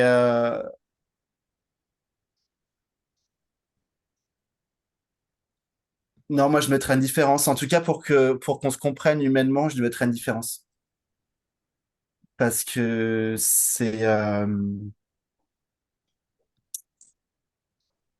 ouais, ouais, c'est ça. Dans l'amour, il y a comme une forme de communion, on pourrait dire. oui, Et lorsqu'il y a vraiment la conscience absolue, c'est pas une communion.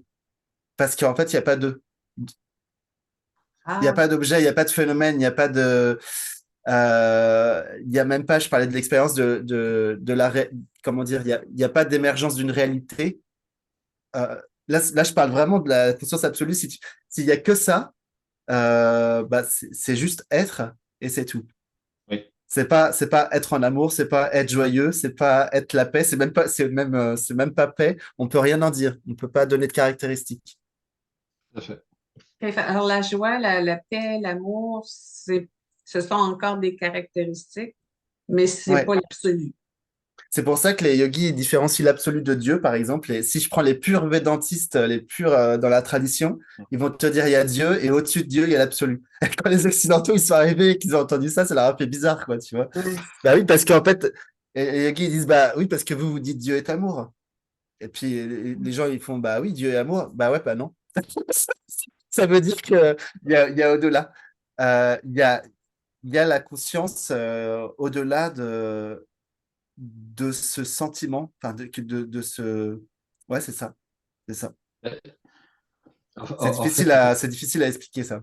ben, c'est pour ça que quand on parle de conscience absolue, les sages indiens, ils vont plus loin, ils disent aussi, il n'y aurait aucune manifestation, aucune. Oui, voilà. Mm. Pas d'univers, pas de plan subtil, rien du tout. La conscience absolue demeure. Elle est quand même. Ce qu'on veut dire, c'est que tout pourrait, entre guillemets, ne pas apparaître, ne pas prendre une certaine forme, aussi bien tangible que dans le subtil, comme dans le relatif ou autre. La conscience absolue, elle demeure conscience absolue. Ça ne change rien pour elle. Voilà. Après, Et le paradoxe, c'est que tu peux vivre en même temps ça, et c'est ça la réalisation du soi, et c'est ça qui fait un peu étrange, parce que du coup, c'est comme s'il y avait plein de paradoxes, parce que le paradoxe, c'est que tu peux le vivre tout en étant là, en participant, en ah oui, s'amusant avec ce exactement. rêve, sauf que tu te sens pas dans le rêve, bien sûr, mais tu t'amuses ici, là. Enfin, encore même quand je dis ça, comment dire ça? En fait, en gros, tu, tu, ouais, c'est ça, tu peux vivre à la fois cette stabilité immuable qui ne bouge jamais, qui ne fluctue jamais et qui est sans forme, et en même temps, tu goûtes ce monde-là, du coup, c'est comme disait Jeff Foster, bah, tu t'es pleinement là, tu savoures tout, mais sauf que tu savoures, c'est ça la différence, c'est que quand il y a réalisation du soi, tu savoures pas depuis quelqu'un, depuis l'idée je suis quelqu'un qui savoure, tu savoures depuis la vie, si tu veux. C'est la Oui, vie c'est qui se ça. savoure elle-même. Et ça n'a pas du tout la même saveur parce qu'il n'y a aucun enjeu. Parce que la Oui, vie, elle s'en fiche qu'il n'y ait plus de céréales dans le frigo ou enfin, qu'il n'y ait plus de céréales ou qu'il n'y ait plus de. Tu sais, elle n'est pas assujettie en fait aux conjonctions de la forme, à ce qui se passe ou ce qui se passe pas d'ailleurs. oui, oui. Tu vois, il n'y a pas de problème avec ce qui peut advenir, quoi. Il n'y a pas de réidentification non plus. Bien sûr, Ah non, vous voyez bien pour les sages, le quotidien de la manifestation tangible ne change rien à ce dont ils sont conscients. Ça ne change absolument rien. Le Christ, quand il disait je suis dans le monde, mais je ne suis pas de ce monde. Mais faut entendre comment il le dit, c'est très juste. C'est-à-dire, il est dans le monde, oui, Oui. et donc on joue bien avec ces formes, entre guillemets, en tout cas ce qui nous apparaît comme étant des formes. Donc c'est ce que je dis, des fois les gens ils disent, oui, mais quand on le dit comme ça peut ressembler à un rejet ou à un déni. Non, non, pas du tout. Ah non, non, non, non, tout est accueilli comme tel que c'est. Non, non, il y a pas, Ouais. on peut pas rejeter, on peut pas dire je rejette la table, je rejette cette situation, puisque c'est le soi aussi. Donc non, rien n'est rejeté, bien au contraire. Tout est vécu pleinement, totalement. Ouais. Tu parlais tantôt de Jeff Foster, là, puis de goûter la vie, mais à partir, je pense que tu avais dit à partir de la vie. Euh, Ça m'amène justement une question. Je fais souvent comme une prière de reconnaissance. J'arrive, je dis ah, merci pour ci, c'est ça. Puis là, j'ai l'impression que en ce moment, ça colle pas. J'ai l'impression que j'apprécie, puis je ne sais pas comment l'expliquer, mais j'ai l'impression que ça fait plus l'effet d'avant. Ouais. Comme si je ne regardais pas au bon endroit. Je ne sais pas Ah si oui. tu as une Ok. intuition, quelque chose pour guider dans ça, là. Ah, C'est bien comme si sûr. j'étais un peu dans le vide. J'ai l'impression que je ne suis pas au bon endroit. Hmm. Ok. Ouais. Bah ouais, parce qu'en fait, il y a donc les formes de prière, par exemple, elles s'arrêtent toutes à un moment donné, obligatoirement, sur le chemin. Parce que, en fait, justement, c'est lié à la dignité d'être. Comme tu te reconnais peu à peu en tant que la vie, bah, bon, pour jouer, tu peux dire merci la vie. Bah, en fait, Bien c'est sûr. comme tu disais merci moi, quoi. Tu sais, c'est pour rigoler, quoi. C'est drôle, mais disons il y a pas, euh, je dirais que la gratitude se transforme peu à peu en émerveillement, on va Ah, dire. ok. Mm. Mais que c'est pas forcément, c'est plus forcément que tu remercies. Oui. Non, t'es pas le pauvre mendiant qui remercie, merci Seigneur de m'accorder ceci. Non, c'est pas du tout comme ça. Par contre, il y a graduellement une forme d'émerveillement, vraiment de la beauté de la vie. Mais c'est pas, tu penses pas, en tout cas, non, il n'y a pas la pensée d'être dans une espèce de gratitude. Il y a la reconnaissance, mais pas la reconnaissance dans le sens comme un remerciement ou comme, tu sais, comme on dit, il y a une reconnaissance dans le sens se reconnaître en tant que ce qui est, tu vois, ce qui émerge là. C'est que tu te reconnais sous toutes les formes. Ça, oui. Ah, ok. Est-ce que les glimpses de ça, c'est des fois regarder, mettons, un arbre, le ciel, puis pleurer c'est très positif, là. Oui, Oui. exactement. Pleurer comme de Ouais. gratitude ou de je ne sais pas trop quoi, d'émerveillement. Oui. C'est Oui. Oui. un glimpse, ça? Oui. Bah, en fait, Oui. très souvent, quand ce qu'on pourrait appeler le cœur, c'est-à-dire la vérité à propos de toi, l'intime de toi-même, sans passer par la tête, hein, le vécu pur, quoi, en fait, se révèle, bah, ça s'accompagne avec des larmes, très souvent. OK. Oui. On pourrait dire quand le cœur s'ouvre, entre guillemets, bon, après, les gens, ils vont s'imaginer des trucs avec le cœur qui s'ouvre, mais quand cet espace-là s'ouvre, ça vient avec des larmes, ouais. Ça, c'est clair. OK. Mm. Ouais, Mm. Ça, c'est le cœur qui est touché, là. ouais, Ouais. ouais. Et Bah, comme le tu dis, cœur, c'est pas triste. il comprend ça, il Ouais. comprend ce langage-là. C'est le Ouais. sien. Ouais. Puis c'est un langage qui n'a pas de mots. Oui. Ben oui, oui. Ouais. On s'est beaucoup trituré les méninges pour essayer de tout comprendre. Puis on dirait que plus on avance, plus on se dit, mais finalement, un, le mental, il ne comprendra jamais. Puis deux, ça se fait tout seul. Tu sais, je me souviens de notre première rencontre où vous disiez, il n'y a rien à faire, ça se fait tout seul. Puis ça résonnait pas ici. C'était, voyons, faut y arriver, il faut faire quelque chose pendant. Euh, est-ce qu'on assiste en ce moment à une espèce de mise à jour de notre compréhension de l'éveil avec toutes les versions parfois contradictoires, mais presque tout le temps différentes qui émergent selon les intervenants? C'est une mise à jour, c'est des précisions? Comment vous appelleriez ça, ce qui se passe en ce moment? Bah, ce qui est sûr, c'est que ça aiguise le discernement. Oui. Et ce qui est sûr aussi, oui, c'est une mise à jour dans le sens où il y a une forme de simplification du langage. Oui. Et quelque part, ça réduit l'idée de distance Mm. entre l'éveil et nous. C'est-à-dire que si tu entends un reportage d'un gars qui est allé au fin fond des Himalayas, puis qui a plongé dans une grotte à 300 mètres de profondeur, puis là, il a rencontré un yogi, et là, le yogi témoigne de la réalité tout en sanskrit. Et puis, le gars, il a jamais bougé de sa grotte depuis 25 ans.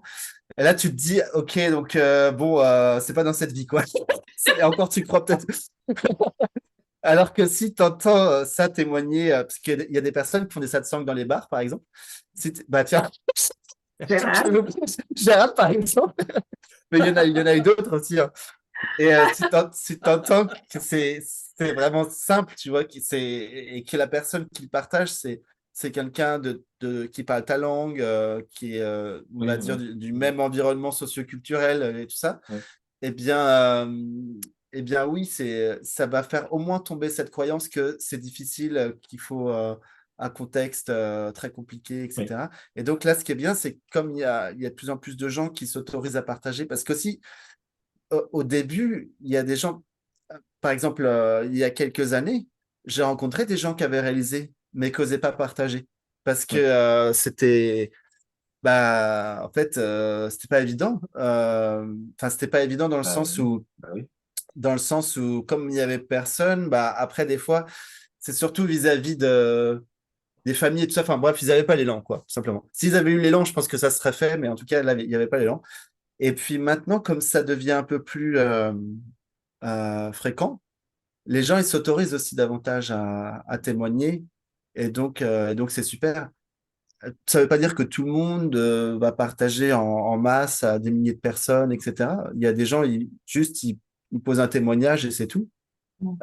Il y a plusieurs personnes même qui ont été un petit peu connues, qui ont fait quelques satsangs, qui après qui ont arrêté parce que Oui. elles parlaient quasiment pas. Elles étaient juste dans le silence, même en Oui. Occident. Tu vois. Je sais plus Mm. les noms, mais Yolande, euh, Yolande. oui, par exemple, voilà. Ouais. Et Mm. donc voilà, c'est OK. Euh, et effectivement, bah, ça, pour le coup, ça démystifie. Mm. C'est-à-dire qu'on n'en fait pas tout un monde. Ouais, c'est plus, on n'a plus trop l'image, en tout cas, j'espère. On a moins. Enfin, non, il y en a certains qui l'ont encore, je sais, parce que je le vois dans les commentaires. Oui. Mais on a moins l'image. Ça commence à s'effriter l'image de tu peux avoir LG Soi que si tu es en Inde, que si Oui. Ouais, tu es un yogi dans la tenue. Exactement. Avec une pratique assidue, très profonde, très ceci, ouais, très cela. Oui, oui, bien ouais, sûr. ouais. Euh, est-ce que la... J'ai perdu ma question. Euh, bon, elle reviendra peut-être. Il y avait une autre question sur laquelle je voulais revenir parce que ça émoustille beaucoup les conversations aussi. Là, tu sais, ça irrite, il y a des irritants là-dedans. Est-ce que, comment vous voyez ça, le fait de faire payer pour assister à un satsang, par exemple? Puis, moi, je vous dis tout de suite, moi, je suis pour ça, là. Mais je sais que beaucoup vont dire, la spiritualité, on ne devrait pas payer pour ça, ça devrait être gratuit. Euh, c'est pas correct parce que ça limite. C'est plate. Je trouve ça dommage d'avoir à parler de ça parce que ça rend inconfortable aussi, mais je pense que c'est une question qui est importante. Ouais. Ben, la Ouais. réponse est plus importante que la question.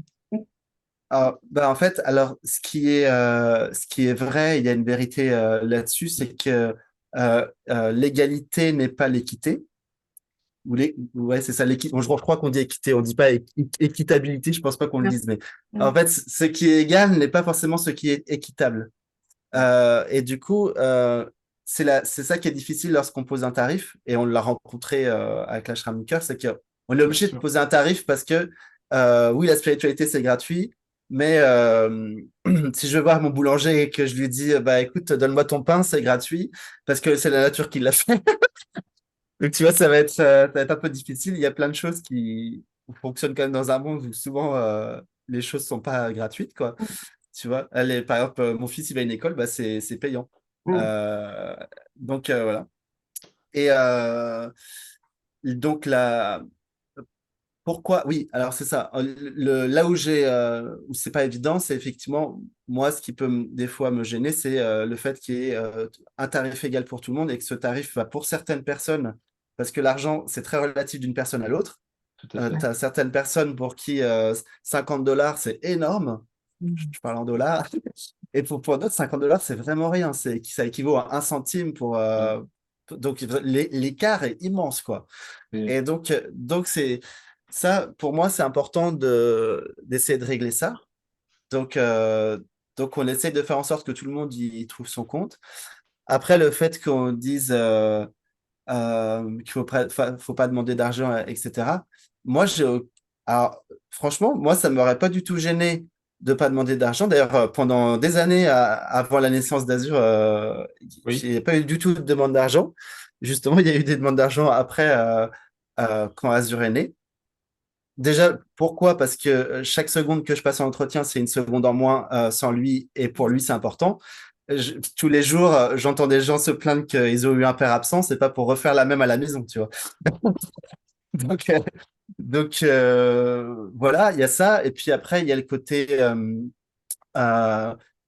on peut, d'ailleurs, c'est ce qu'on faisait avec Gérald, sans problème faire tout gratuit, et que ce sont les organisateurs qui gèrent les questions financières. Mais sauf que dans ce cas-là, il faut que j'ai un travail à côté, forcément. Oui. Et puis après, les gens, ils vont pas être contents parce on n'est pas assez disponible pour eux. C'est-à-dire que nous, Gérald et moi, on a un planning qui va sur au moins, enfin, moi, j'ai au moins 9 mois de délai.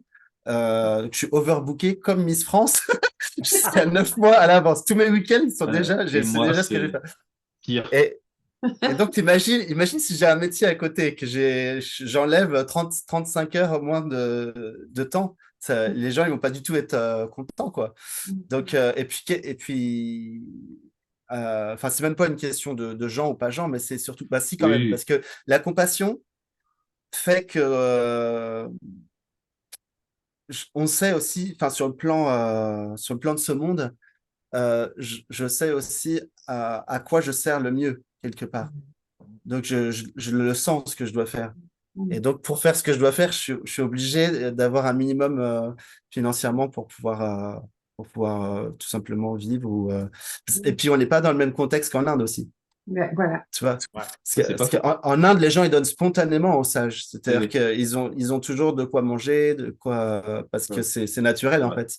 Il y a toujours des donations. Alors qu'en France, le principe de donation, c'est pas aussi fluide, quoi. Surtout pour la spiritualité. Mm. Ouais. Mm.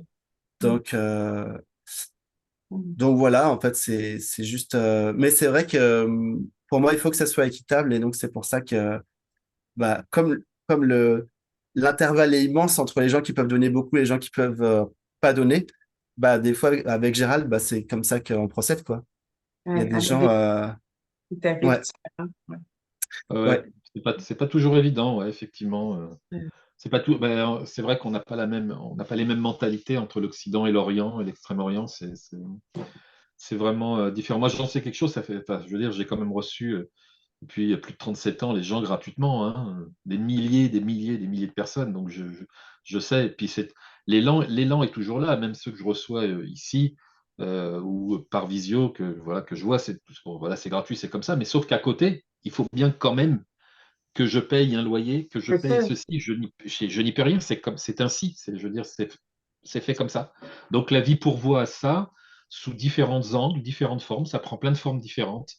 Mais oui, oui. Alors après, bien entendu, puisque une amie me disait, ah oui, mais admettons que du jour au lendemain, il y a un mécène très riche qui arrive et qui prend en charge tous les frais alors il m'avait dit de l'ashram du cœur, de tout et un, de tout ça. Ah ben je dis, bah là, il n'y a pas de problème. On pourrait peut-être ah bah oui, faire c'est tout sûr. gratuit. Yes, mais Ah on oui, n'est Ouais, on est plus du tout dans le même contexte, tu vois. Elle me dit, ah oui, d'accord, machin. Bah, je dis, bah oui, mais là, si tu veux, comme c'est construit, déjà, c'est pas un justificatif. Quand je le dis là, on n'est pas en train de se justifier, mais par exemple, c'est basé sur une structure où on doit payer, par exemple, des taxes, des frais, des impôts, etc. Mais l'électricité. vraiment, il y a tout ça à payer. Ah oui, Donc, ah oui. Puis, ça fait partie du jeu, quoi. c'est drôle que ces jugements-là soient en plus assez virulents, tu sais, en Ouais. disant on ne devrait pas. Oui. Ben, parce que en Inde, si tu fais un ashram, tu payes, il faut que tu fasses des dons quand même. Exact. Oui, même en ashram, tu payes, hein. C'est sur donation libre, mais tu payes quand même. Et, Bah, mais en fait, ça, c'est culturel aussi.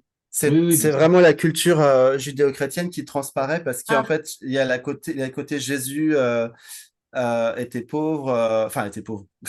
En fait, non. En vérité, Jésus, il avait plusieurs mécènes, c'était des femmes et il était très pris en main. Et il y avait, matériellement, il avait rien là, il n'y a pas de problème, tu vois. Mais en fait, tout ça pour dire que c'est culturel et c'est très ancré dans le subconscient.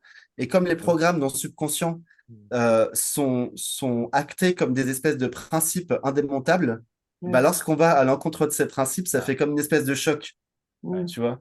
ouais, Mais bon, pour moi, il faut quand même relativiser les choses, tu vois. ouais. Alors après, je vous dis pas, oui, il y a peut-être anguille sous roche. Si quelqu'un vous demande $500 pour 1 heure de consultation, peut-être que vous pouvez vous poser des questions. Oui, Ouais. bien sûr. Oups! C'est drôle que tu dises ça parce que hier, j'ai vu quelqu'un de connu qui, c'est ça que cette personne demande pour 1 heure de consultation. Ah ben voilà. Bon, Il ben fait là, tu peux te poser wow! des questions, là. Bon, depuis qu'on s'est vu l'année dernière, tu sais, l'année dernière, quand on avait fait l'entrevue en février, on avait dit, tu sais, on sent là, ça s'éveille de partout, c'est comme un agent multiplicateur.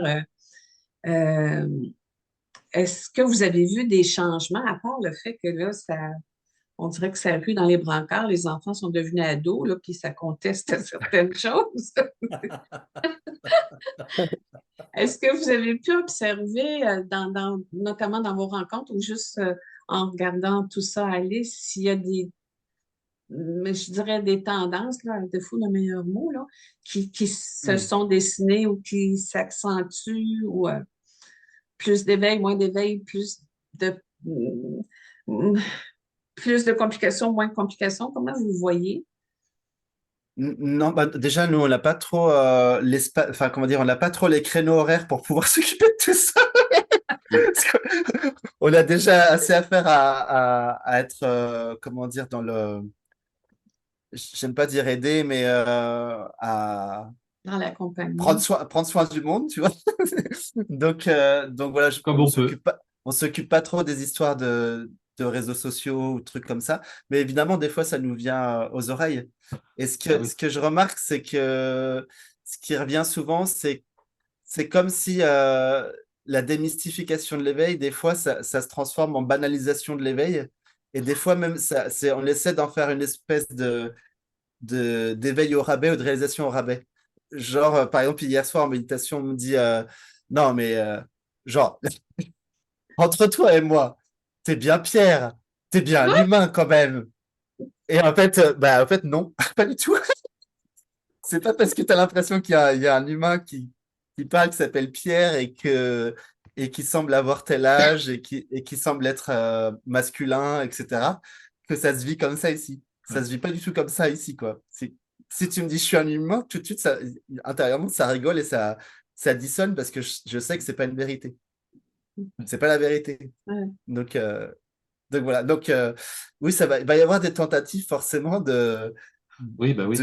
d'abaisser en fait, de Ouais. faire des espèces d'éveil au rabais ou de réalisation au rabais, genre. Mais en fait, tu pourras jamais, à un moment donné, euh, tu peux essayer tant que tu veux, la vérité va toujours se remanifester et ce sera toujours la même chose qu'il y a 10 000 ans. Il y aura toujours des êtres qui vont revenir et qui vont dire, ah ben non, la vérité c'est comme ça. Bien sûr. Tout est un, tout est conscience, et Bien puis tu sûr. n'es Mais pas ça le sera corps, tu n'es toujours pas le comme ça. mental. Ça sera, de toute façon, ça sera toujours comme ça. Mais pour en revenir à cette échelle, j'allais dire, d'être de plus en plus conscient, c'est vrai que là, c'est exponentiel. Et alors, ça prend tous les aspects, c'est-à-dire que il y a aussi bien ce qui concerne donc l'éveil, la réalisation, enfin voilà, hein, mais ce qui concerne aussi le ressenti à l'énergétique, c'est-à-dire les perceptions aussi des êtres subtils, la façon de communiquer, j'allais dire, avec d'autres capacités, tout ça prend une proportion. Ah, il n'y a jamais eu autant de gens j'allais dire, qui ont une espèce de développement de la sensibilité que maintenant, hein. Là, ça prend des proportions énormes. Je pense que aussi ce qui permet ça, évidemment, c'est la conscience absolue qui est derrière, et elle met en place, entre guillemets, pour mal le dire, un espèce de contexte qui permet que ces choses-là puissent émerger totalement à grande échelle. Et d'ailleurs, c'est ce qui se passe. Moi, je rencontre plein de gens, bon, je ne vais pas étaler, mais aussi bien les gens qui vivent donc des réalisations et tout ça, que des gens qui ont des aptitudes. Moi, j'ai croisé là des enfants de personnes, enfin, d'amis même, où le gamin, il pose les mains sur des gens qui ont des trucs hyper graves. En quelques secondes, ils n'ont plus rien, hein. Et ça devient. Il y a plein de choses qui deviennent monnaie courante, que ça devient normal. Je veux dire, on est arrivé dans une période où tout ça devient normal. Il y a plus de. Ça devient de moins en moins tabou. Donc, il semblerait, en tout cas dans l'apparence, qu'il y a quelque chose qui est en train de se métamorphoser, de se transcender, je sais pas, de s'ouvrir, je ne sais pas comment le dire, à grande échelle, à très grande échelle. Hmm. Comme si la conscience s'éveillait, se manifestait plus clairement partout. Ouais. Ben, je me rends De compte toute que façon, les Bah, elle questions. continue à jouer, hein.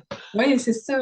C'est ça. Mais est-ce que tout ça, là, peut-être pas la sensibilité comme telle, mais ces manifestations-là, ces contacts privilégiés, l'énergie, les vibrations, les différents plans, le karma, la réincarnation, tout ça, ça fait quand même partie de l'histoire. C'est pas la réalité. non, oui, tout à fait. Ouais, Ben oui, c'est pas la réalité ultime, ouais, ben non. effectivement. Mais Fait pour les gens, ça fait poser question souvent. Ben oui, c'est fait pour. C'est vraiment fait pour ça, quoi. Pour Exactement. certains, ça fait partie du chemin. Ça, ouais, pour Oui. certains, ça fait poser question parce que tu te rends compte qu'il y a autre chose. Ah. Il y a, Mm, ouais, il y a autre chose, quoi.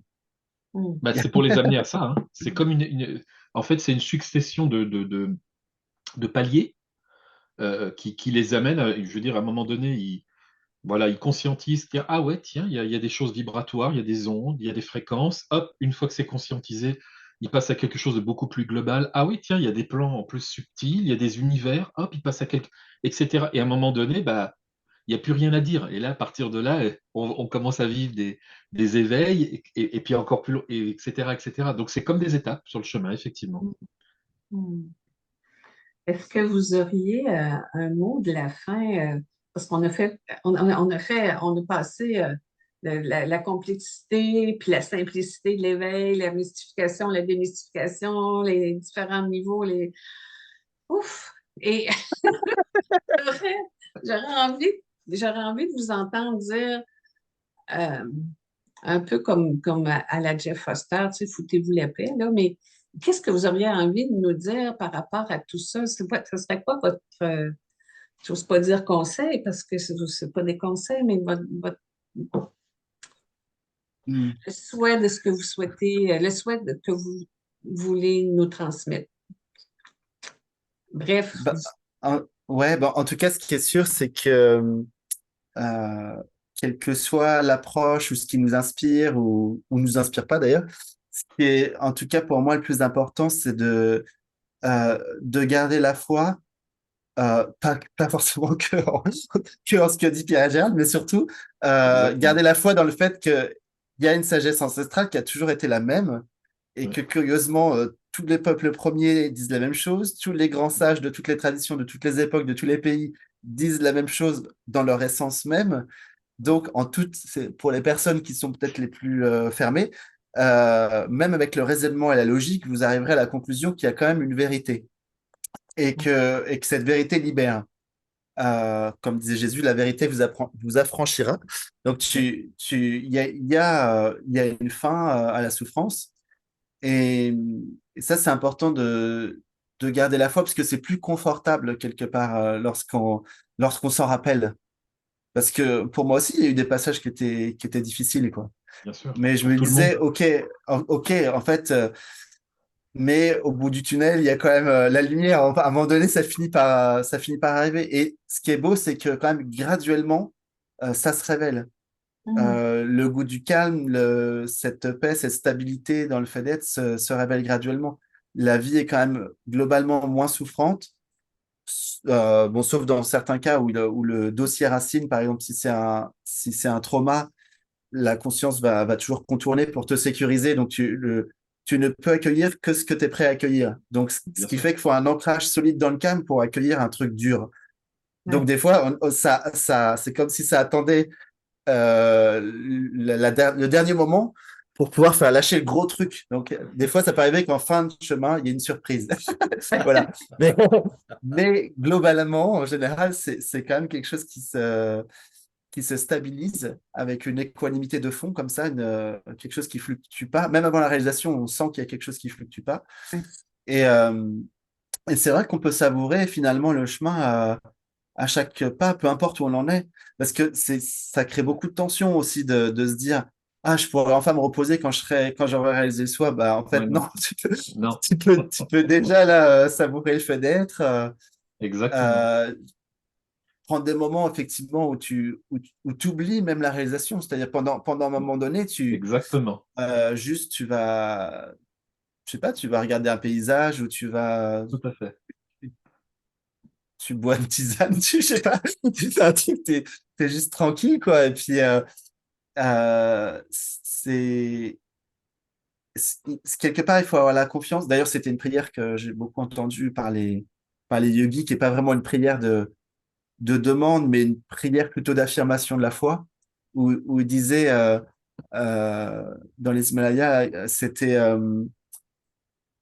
je sais que toi et moi, on est un, et même si je sais pas où, je sais pas comment, je sais pas dans quelle mesure c'est vrai, mais j'ai confiance que ça va se réaliser. Voilà. Et Hmm. c'est important d'avoir cette confiance, en fait, sur le chemin. Disons que ça tranquillise, ça Ouais. calme. Pour moi, en tout cas, c'était beaucoup plus facile avec cette espèce de... Il y avait un pressentiment aussi, que c'était vrai. Ouais, c'est ça. Hmm. Donc voilà ce J'ajouterais que je dirais, c'est de garder la foi.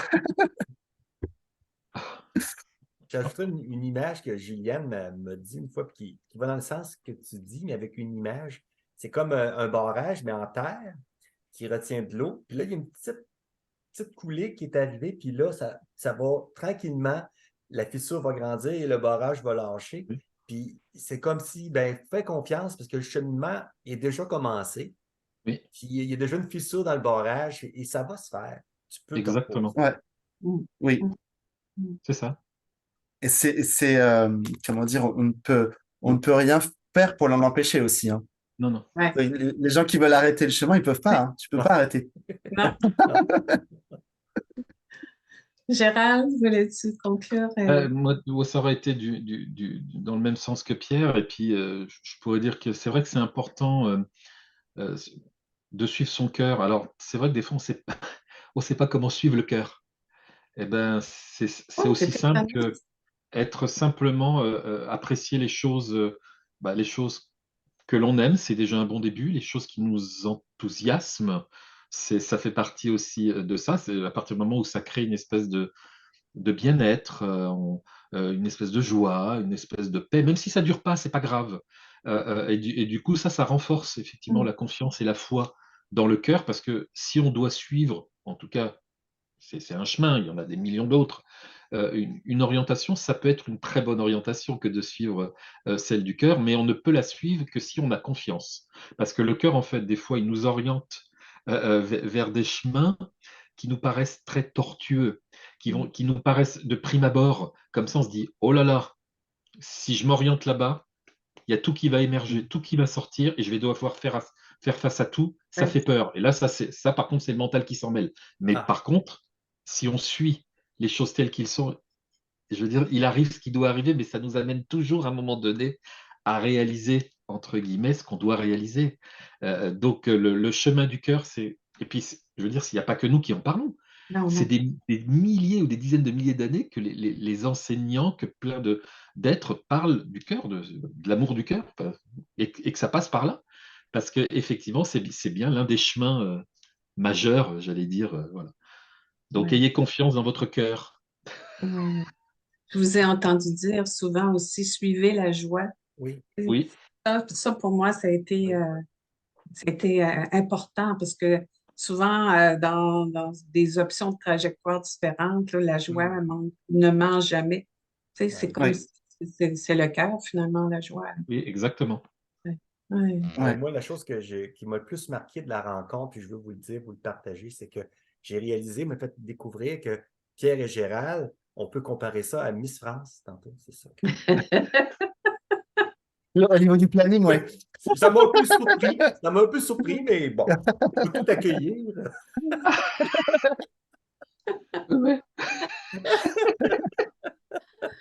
Mais ça aussi, je pense qu'être rigolo, des fois, au point de vue spirituel, on se prend la tête, il faut, puis Oui, vous oui. faites, vous l'incarnez bien, hein? On veut cette Le joie. rire, la joie. Puis je pense que quand on se prend trop la tête, j'ai l'impression qu'on s'éloigne à un moment donné. Il faut. Hein? J'ai l'impression. À mon avis. Ah, ouais. Bah après, des fois, ça joue comme ça pour certaines personnes parce Bien que sûr. des fois, ça peut même créer une sursaturation du mental Tout à fait. pour que ça brise le mental. Donc, des fois, il y a des gens, ok. ça va être une grosse prise de tête, c'est fait exprès, jusqu'à Ah, ce oui, que le bien mental sûr. ça épuisé complètement. ah, Donc, Oui, mais c'est voilà. fait pour, hein. Même Mais oui. le passage où tu rejettes tout, même ta ouais. voix spirituelle, même ton maître spirituel, même tes référents, même tout, ça en fait partie. Et enfin, je veux dire, c'est parfait. Ça fait partie du chemin, quoi. Hmm. C'est magnifique. C'était tellement un bonheur de vous recevoir puis d'échanger avec vous. C'est toujours de la grande sagesse de la vie qui parle à travers vous. C'est Oui. magnifique. On a vraiment hâte de vous accueillir au Québec, mais on peut aller vous voir aussi en France. On peut se promener nous aussi, hein. Pas Merci. cet été à Paris, hein, pendant les Jeux Olympiques, je pense Non, pas. Hein? non, on pense Non. pas. Enfin, il y a la retraite, si vous voulez, Oui, mais c'est peut-être pas pendant les Jeux Olympiques, mais heureusement, c'est c'est pas à juste après, Paris. je crois. C'est juste après, ouais. Ouais. Ouais, c'est juste Est-ce que après les Jeux Olympiques. vous Il y a une retournez retraite d'une au même semaine. endroit que l'année dernière? Non, Non, Non? c'est dans un endroit. Non, c'est un peu plus grand parce que on oui, manquait un peu de place. oui. Faites Puis ça aussi? voilà, c'est à C'est où? côté d'Angers, à OK. côté de là où je vis, ouais, dans le Oui. Maine-et-Loire, dans le 49. C'est pas Mais loin c'est de un grand Paris, hein. espace, hein. C'est très Ouais, c'est OK. grand. très grand. OK, Ouais. on va surveiller ça. Denis, d'avoir posé tes questions pertinentes et d'avoir Ouais. partagé avec nous. Merci Pierre et Gérald. On vous aime Merci. du plus profond de notre cœur. Puis, Merci à tous les deux. Merci à tous les deux, merci à vous. merci. Bye tout le monde.